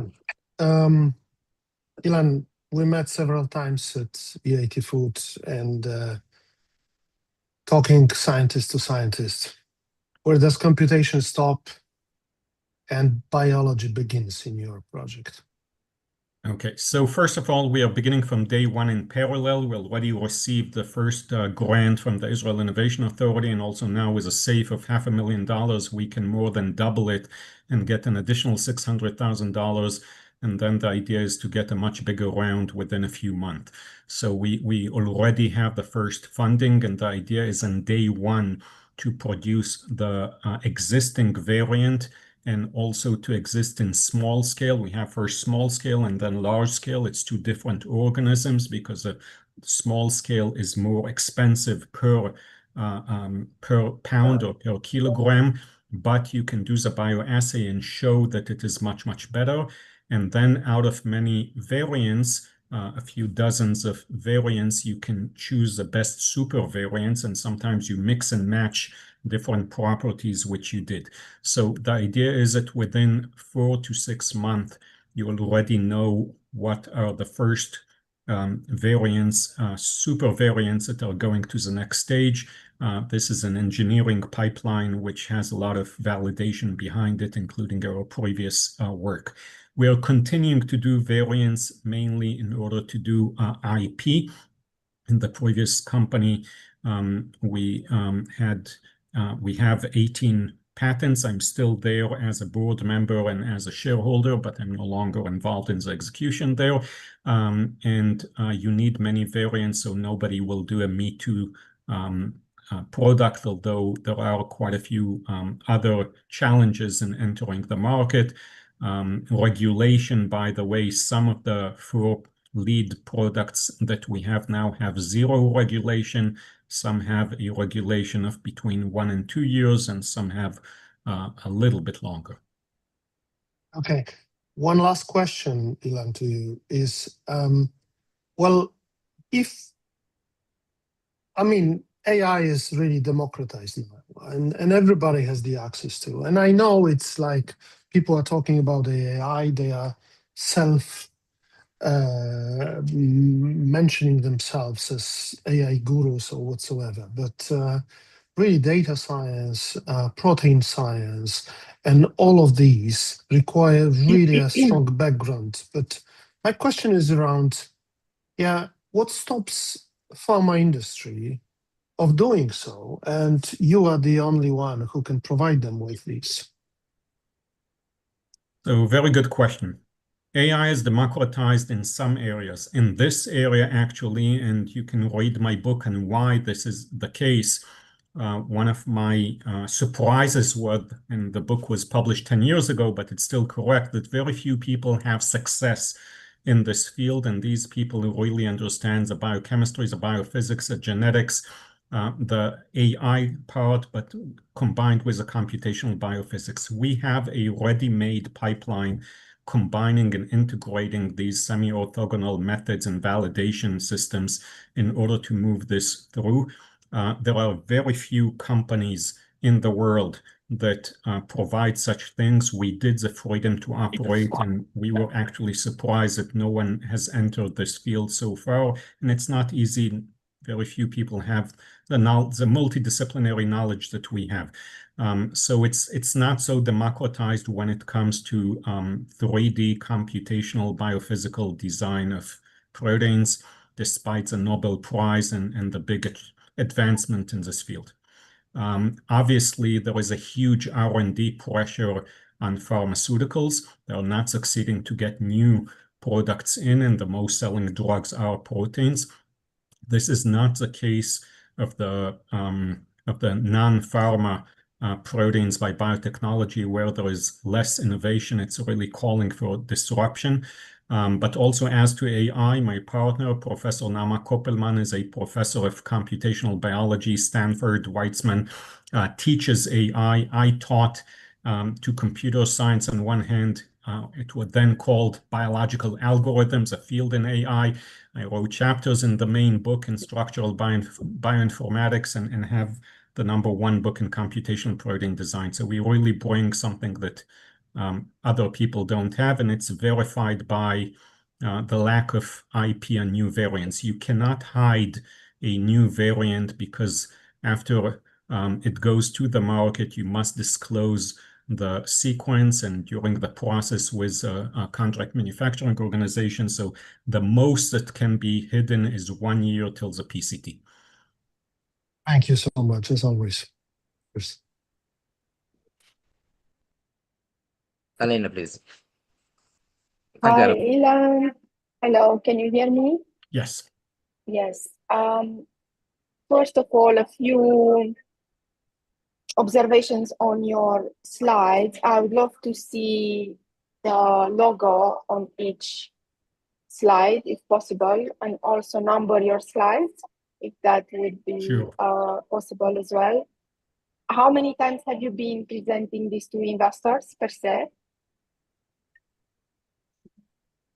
That's I spoke with people I know probably 20 times. We are opening, actually physically opening the company registration documents and so on this week. We have the first investor, we have the first grant, and we are now moving ahead. Because the angle I would like to take is to challenge a little bit the approach, because you have a very technical deck, and from the investment point of view, it would benefit from more quantitative values and change a little bit the narrative to show, for example, you mentioned about the higher yield, then what this higher yield would bring lower manufacturing costs probably. You talk about better stability. What does it mean? I haven't been in a lab. I'm coming from an investment background. That means I need to fine-tune the narrative in my head, and it takes some time for me to actually understand what you want to say. So when you say better stability, I probably want to hear easier storage and transport and so on. So these are the words I would put in the mouth of the presenter. So for me as an investor, I could listen and make sense in my mind, and it will flow to the end, like longer shelf life, maybe it's less waste, wider distribution. And I also would love to know 2 times low yield improvement, for example. Make it quantifiable, bring me some values, bring me some case studies. So it's missing sorry, just I want to continue with this note. It's missing everything that would really promote your business forward. In some cases, from investment perspective, we think we are turned off. It's awful. This pitch deck is so promotional. It's like all these beautiful words or this business impact or one after the other. In your situation, all these elements are missing, and it would make a good pitch, actually, to make a good business case. When I hear you, I hear too much abstract definitions and concepts. And I would love to hear and to understand the higher product, the quality, for example, the strong performance, how is when I can see it and hear it.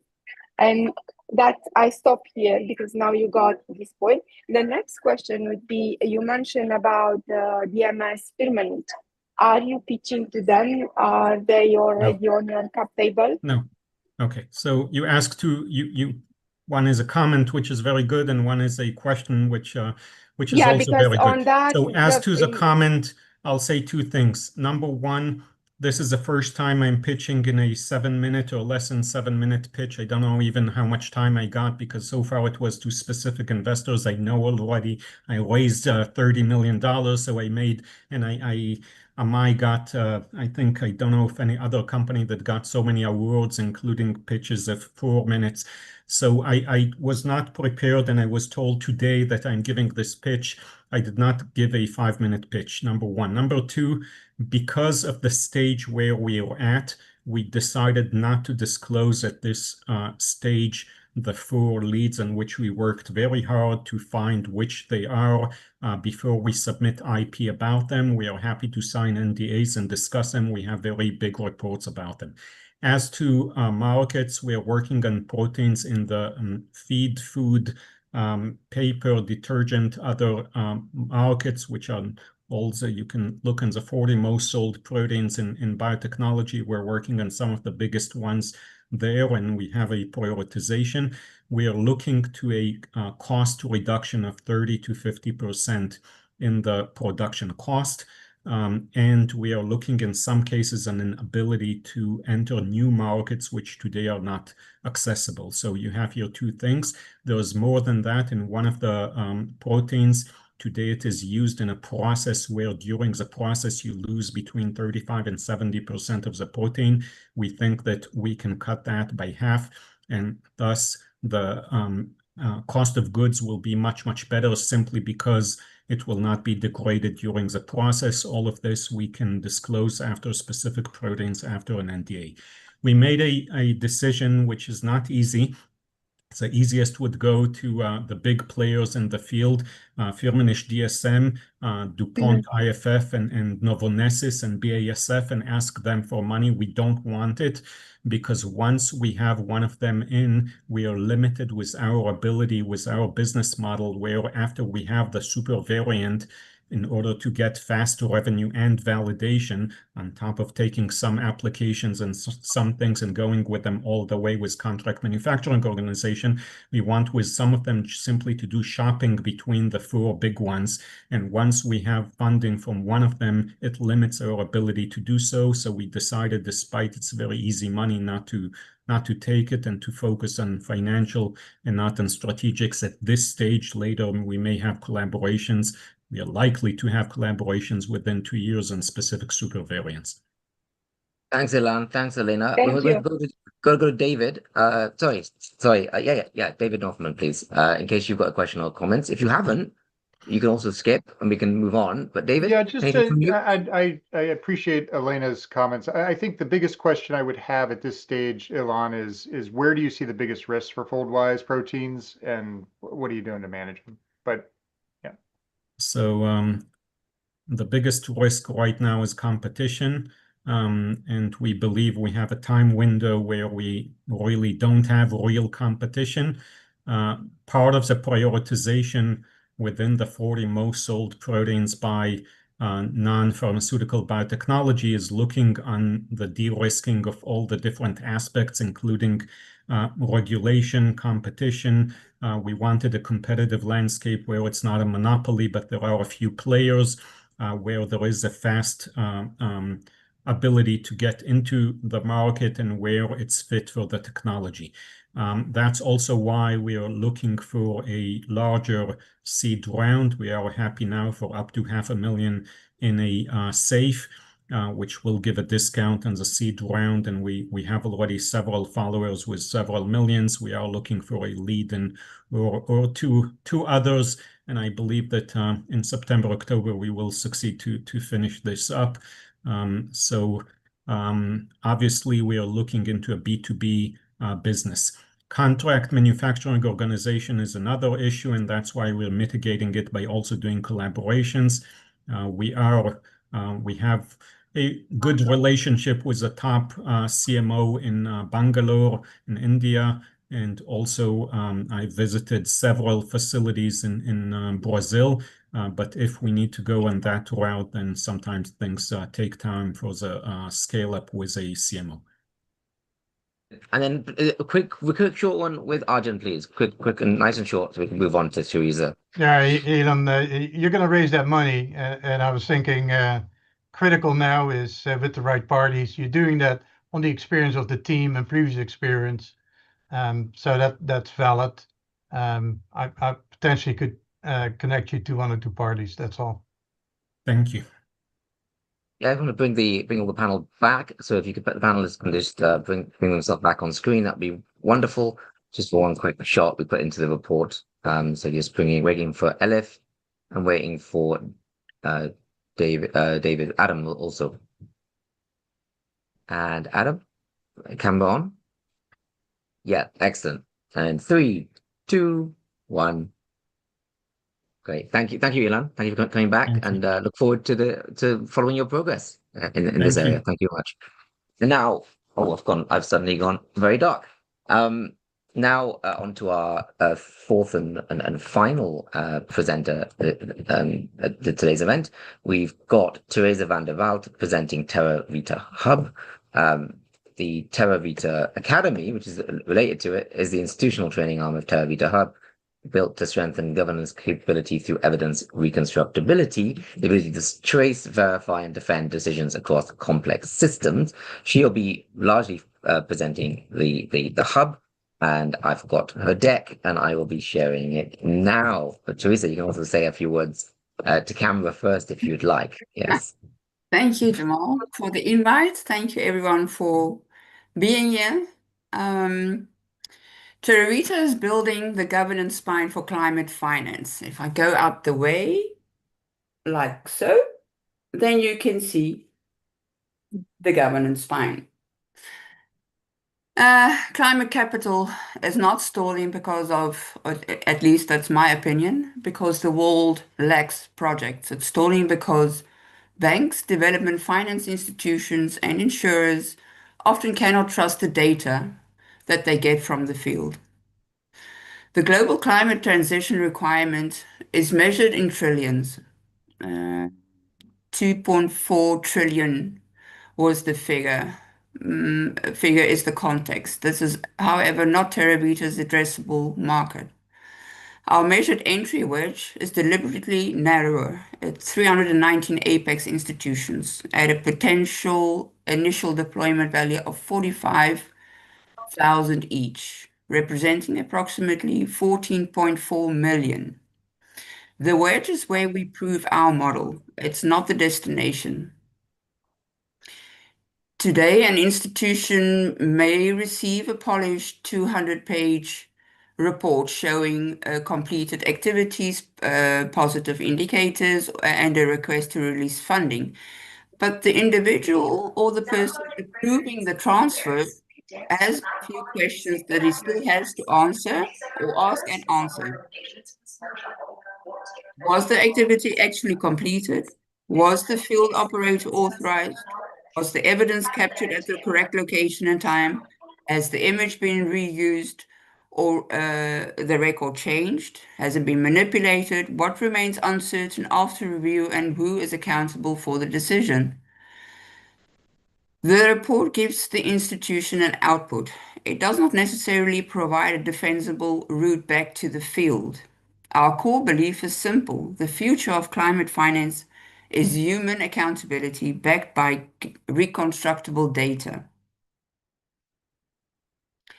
AI can organize a lot of things, evidence, identity, anomalies, and route cases for review, but AI should not approve capital, certify outcomes, declare fraud, or replace the authorized person carrying the institutional responsibility.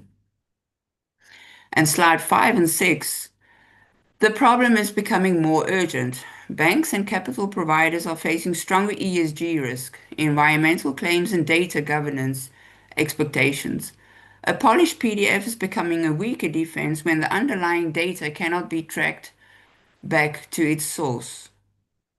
And that's why I built Terra Vita, because I lived this problem. I spent more than 20 years in project and program management, including within the Dutch government and cleantech environment. I repeatedly watched real delivery reach institutional review without a defensible route back to the field. The work may have happened, the people may have done their job, but when a consequential decision had to be made, authority, evidence, exceptions, and responsibility could not be reconstructed clearly enough. I couldn't buy the infrastructure that I needed when I started the company, so I built it. One record becomes a decision. Slide 7 and 9, please, Jamal. Let me make the practical using Jazeera Coastal Regeneration Program in Somalia. It's one of the projects that the programs that I'm working on now. A field operator records an activity with identity, place, time, and supporting evidence. The field trace, which is an app that I built, used by app operators or field workers to capture evidence. where was I? Oh, the field trace captures the attributes that record. The Terravita hub, which is a separate entity, these two are connected to each other, then relays the evidence where it is structured, date stamped, and time stamped. So we've got the field trace app, which is the evidence capture, and we've got the hub, which is the structuring of the governance. The institution, not Terravita, decides whether the evidence is sufficient and whether the funding should be held, escalated, conditionally released, or supported by further evidence. The route is very clear. Capture, attribute, route, review, decide, reconstruct.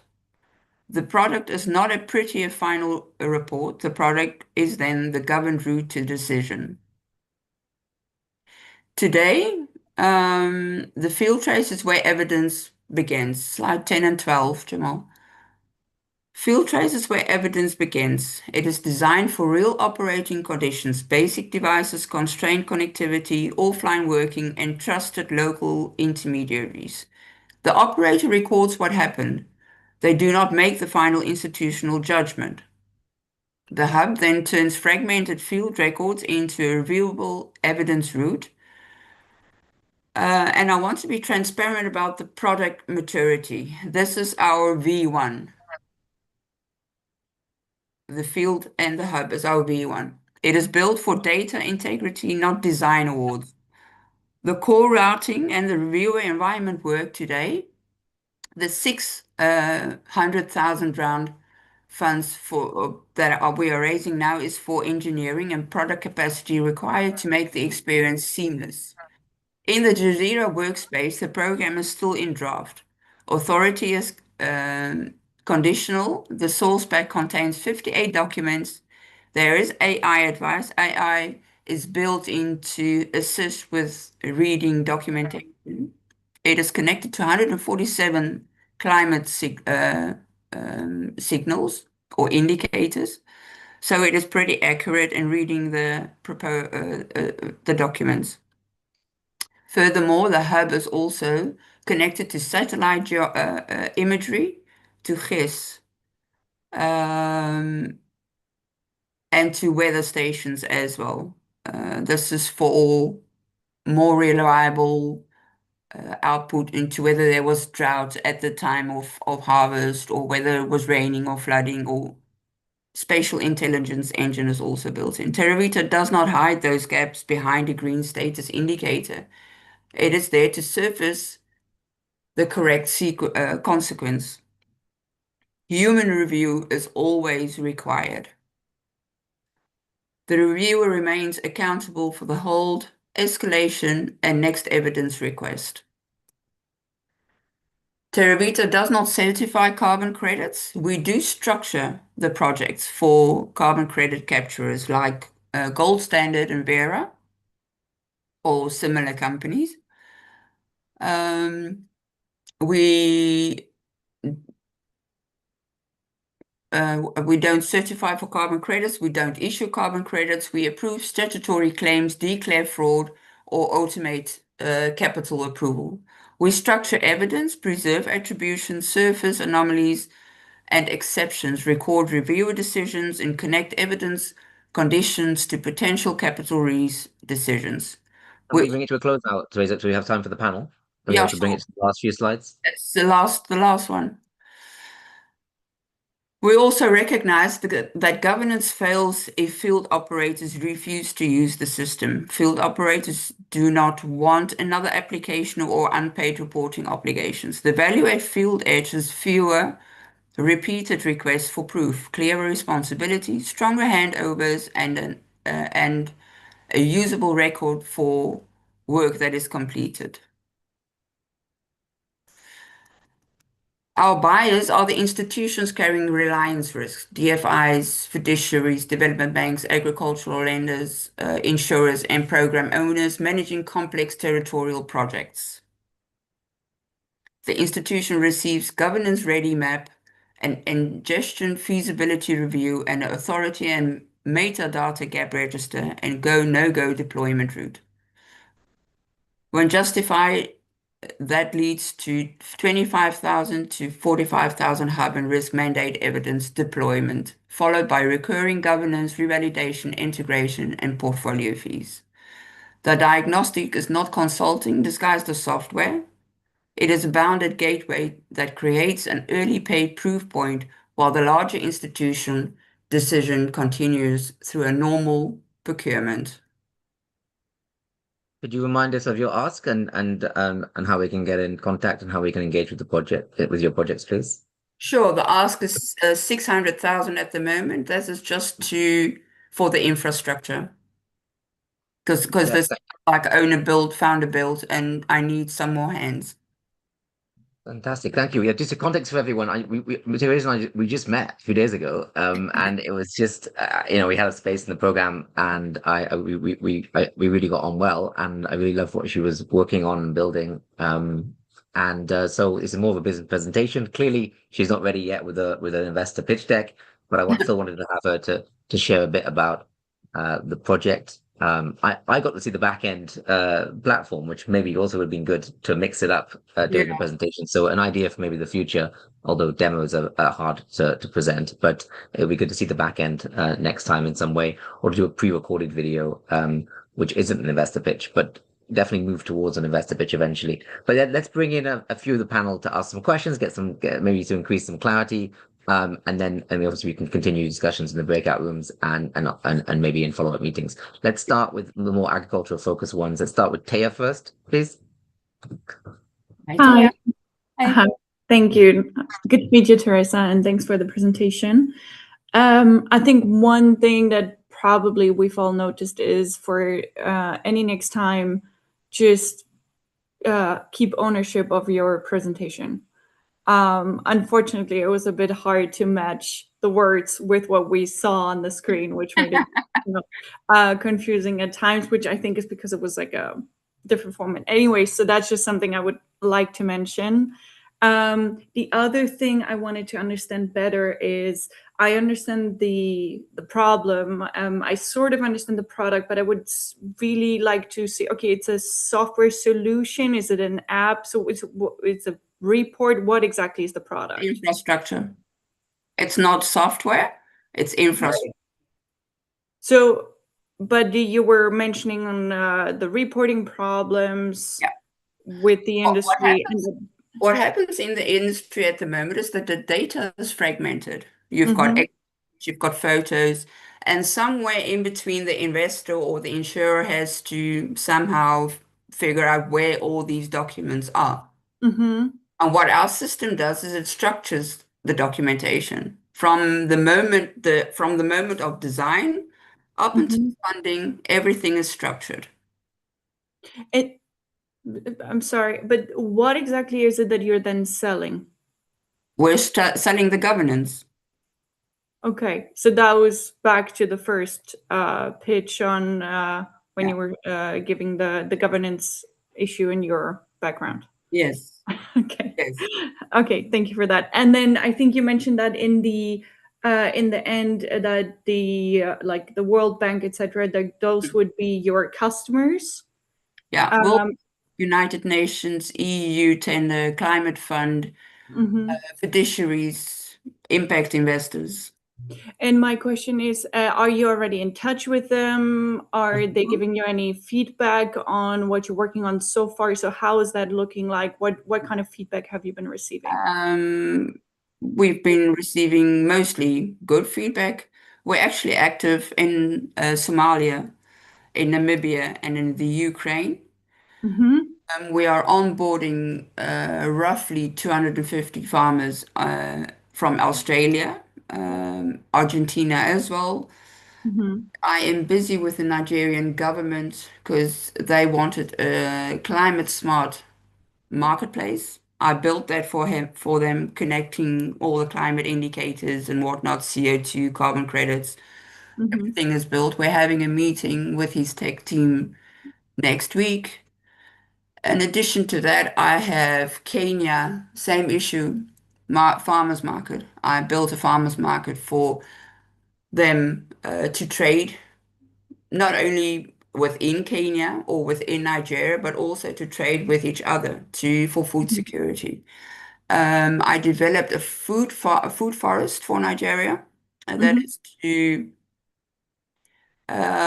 close the gap on food security as well. And connected it to a university, a local university, so that the children and students learn from a young age how to be self-sustainable. What do you look for? What do you need to do? Everything about agri. We also do the academy, so we also do the SOPs for training. Yeah. Okay, got And it. this is the same for Kenya, for Somalia, for Burundi. We've got to bring in Adam because he has to leave on the hour. So Yeah. Adam, can you come in? Sorry, Taya, to interrupt. No. Good flow. Thank Adam, you. please. Yeah, thank you so much. Very quickly, Video, Goedenavond. Adam. What? Yeah, Video's on? Yeah, it is. Yeah, yes, sorry. it is. Goedenavond, Teresa. Quick one. Why you and not European Union program? Why? I'm sorry, what did you Why say? you? Why Why you? me? And yes, and Why why not not? me? I love it. But Why why not not me? European program?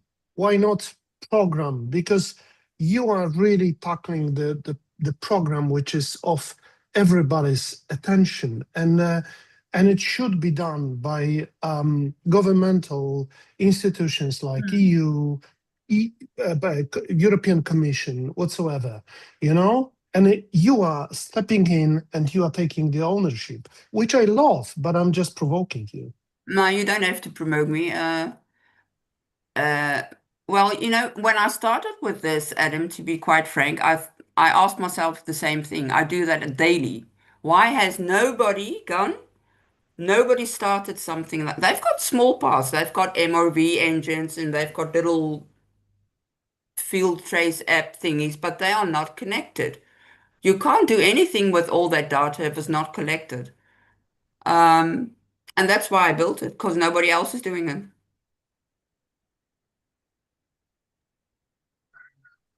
Thank you. That's You're it welcome. from myself. Thank you. Thank you, Adam. And yeah, Adam, you should definitely try and do a follow-up call with him. I mean, he's incredibly well connected with the EU and EU funding, with his the C-suite level head of innovation at PIG Food previously. Let's bring in David in our cultural sector. David, please. Yeah, I look, you did a really nice job of outlining the need and the benefit of your approach. So kudos on that. I think was mentioned earlier. I on the ask, it was clear who the target is. Like I don't know. VCs would need to probably see and expect a significant return, and that piece wasn't clear. If No. not VCs, have you investigated? I'm sure you have, but have you investigated folks like Gates Ag One or other philanthropic or nonprofit investment arms that may not have that same expectation?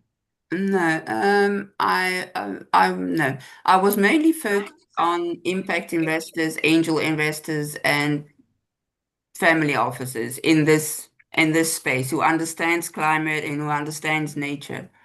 I think VC would like their investments back within 6 to 9 months.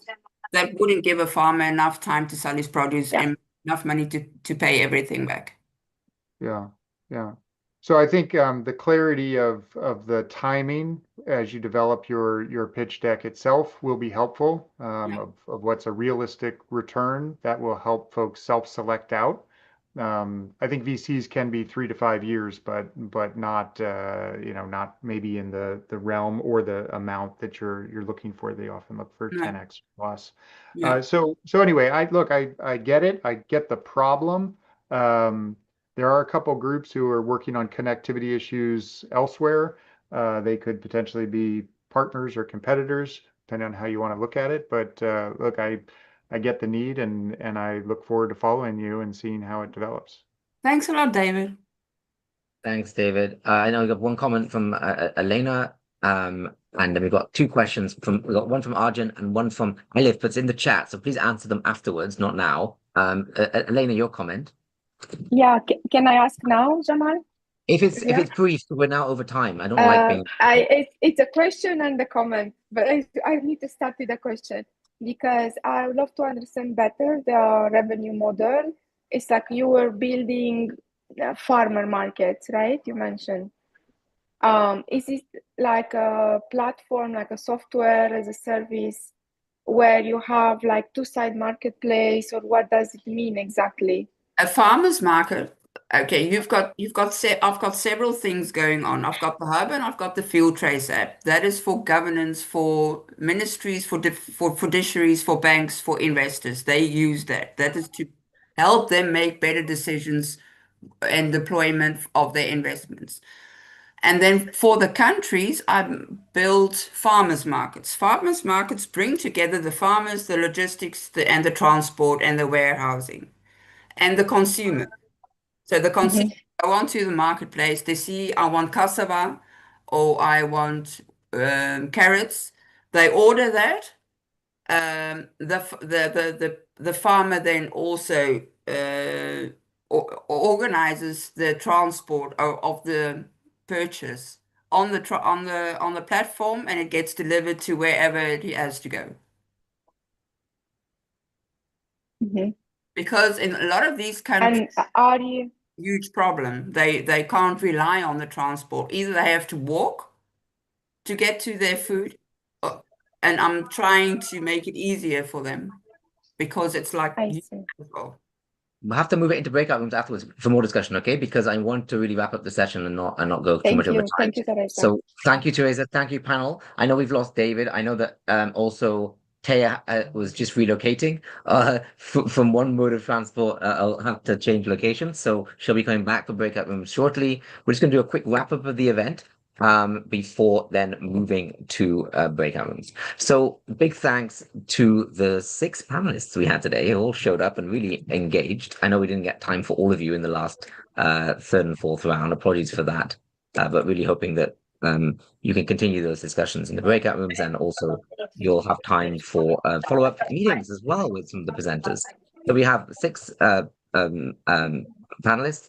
These are the 6 who have been pasting in the chat now. So big thanks to Arjun Overwater, Elena Suchi, David Northman, Dr. Elif Kinjo Rice, Dr. Adam Adamek, and Taya Isabel Orton. In terms of the presenters we had Tal Goverin from Kokomoto kicking us off for the event today. Then we had Melinda Yurka from Yurka Seeds. Then we had Ilan Samish from Foldwise Proteins. And lastly, just then was Teresa van der Veld with a quite an impromptu presentation with not many hours of notice as well, but like Ilan from Terra Vita Hub. So thank you to all the 4 presenters for being with us. The Pitch Lounge community is active. It's on all over LinkedIn.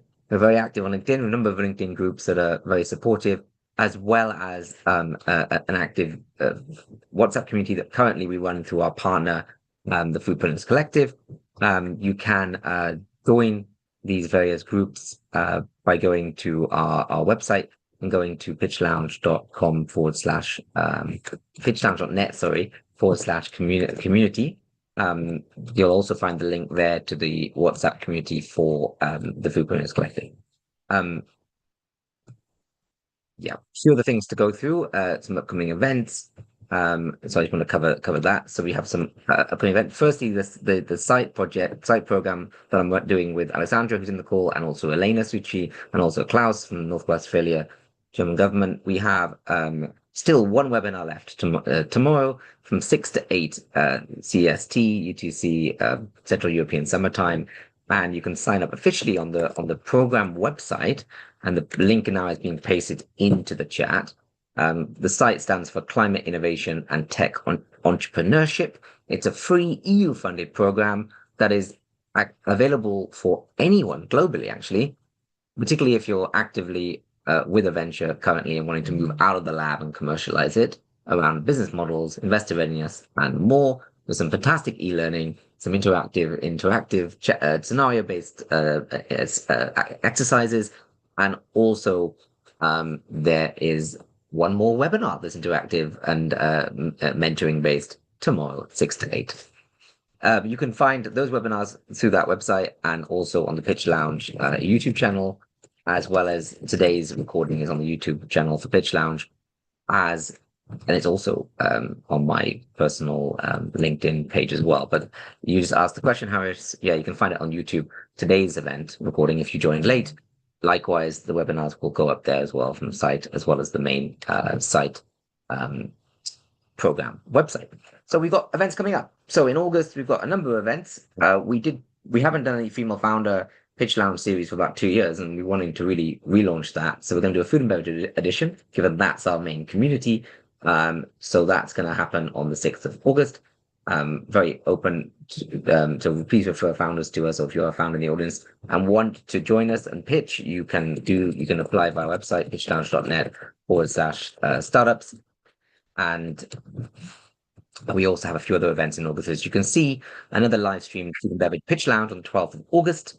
And then we'll finish the month with a repeat of what we did a year ago, which was fantastic, actually, which is Food Tech Pitch Lounge Latin American edition, with a fantastic panel across Latin America and also the Americas generally, featuring startups and businesses building, growing, innovating within Latin America. So that will be the edition on the 25th of August. So if you know anyone in that region, we're open to new panelists, but we do have some returning from last time that were excellent, and some new ones, both investors, VCs, angels, and others, and consultants. And if you've got any startups, or you are a startup that's connected to that region, either based in that region or trading with that region, you'd both be valid. The 180 Pitch Lounge is a new innovative concept. The idea coming from my business partner and co-host today, Pavan Tarak from India.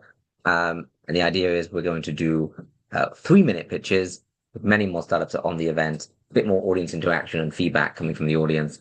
Of course, the different kind of categories during the event, and then all those shorts will be uploaded onto our YouTube channel as pitch shorts. That's happening on the 18th of August, as you can see, and Friday, the 21st of August, one focusing on the US market and another one focusing on the Indian market. The reason why we're not involving Europe, because usually Europe is on the beach in August, as many of you know, and or will be, and also our UAE Gulf market as well are usually just like, no, it's too hot, and they cut off as well. So this is why we're doing other things in August. Look forward to hosting some of you if you're not on the beach and cutting off from digital technology. September, we continue as we often are with our group feedback sessions on the 3rd of September, not live streamed. And then we'll do another one of these as early as 9th of September. AgTech Pitch Lounge comes back. And then we've got the Beverage Pitch Lounge at the end of September, with some very exciting expos happening in October and November, which we'll talk with. One we're gonna feature on slide now, but there's even one that's focused on livestock and agri-vet beginning of October, which we can tell more about in the upcoming events. But the one we have with the Meals Collective from the UK, very successful event series. We ran an event with them a year ago, or last November. We're doing it again in Dubai, but this time 3 times the size, at least 200 people. We're already selling market stalls. We've already building the panels, and it'll be interactive one-on-one buyer and investor meetings, as well as some stage programming and a marketplace at the Millennium Hotel downtown in Dubai. So in addition to our online events programs, we also run some in-person events as well. So if you're interested in that, do reach out to me. And I can tell you more about that. You can, as I mentioned before, you can engage with us in different ways. You can watch the recordings on YouTube. Next, a big thanks to our. You can apply to pitch at our events. Next, and you can also apply to be a panelist as well. You saw the panelists today. Most of them were returners to our events. At least one was a new person, and it's really wonderful to have returners, but also have new people supporting early stage startups within our community. So please apply via our website, pitchlounge.net/panelist if you're interested. If you want to partner with our events, we've had partners and sponsors in the past, both angel investment companies, but also consultancies, and even corporates have sponsored us to do events. We'll very happily talk with you about sponsoring one of our existing series or building a bespoke event for you, or an event series with you. Yeah. And before we go into breakout, big thanks to my team, particularly my co-host Pavan, putting the event together with me, and his wider team in India and Hyderabad, which is my second home. So thanks to Ram, Harsha, also Arjumand, and also some of our interns that we've also got in addition to our freelance team. So Vivek, thank you very much. And also any of our Berlin interns that are on the call today, thank you for supporting our Berlin community events too. We're now going to move to breakout rooms. Just a bit of an update on that, because I know that Tal was supposed to be available at this time, as well as at the beginning of the event, but I'm not sure she understood to come back later. So her room might be empty. So you can also use that room if she's not there. But we have 4 rooms, each for each of the startups. I will push the founders into those rooms quite shortly. You can manually choose your own room. If you can't find how to do that, I can assign you to a room. Just unmute yourself, ask me which room you want to be moved to, and let's keep the conversations going, and let's keep supporting early stage founders to find product market fit, scale, get invested, and grow, and help us to have a more food secure, sustainable, and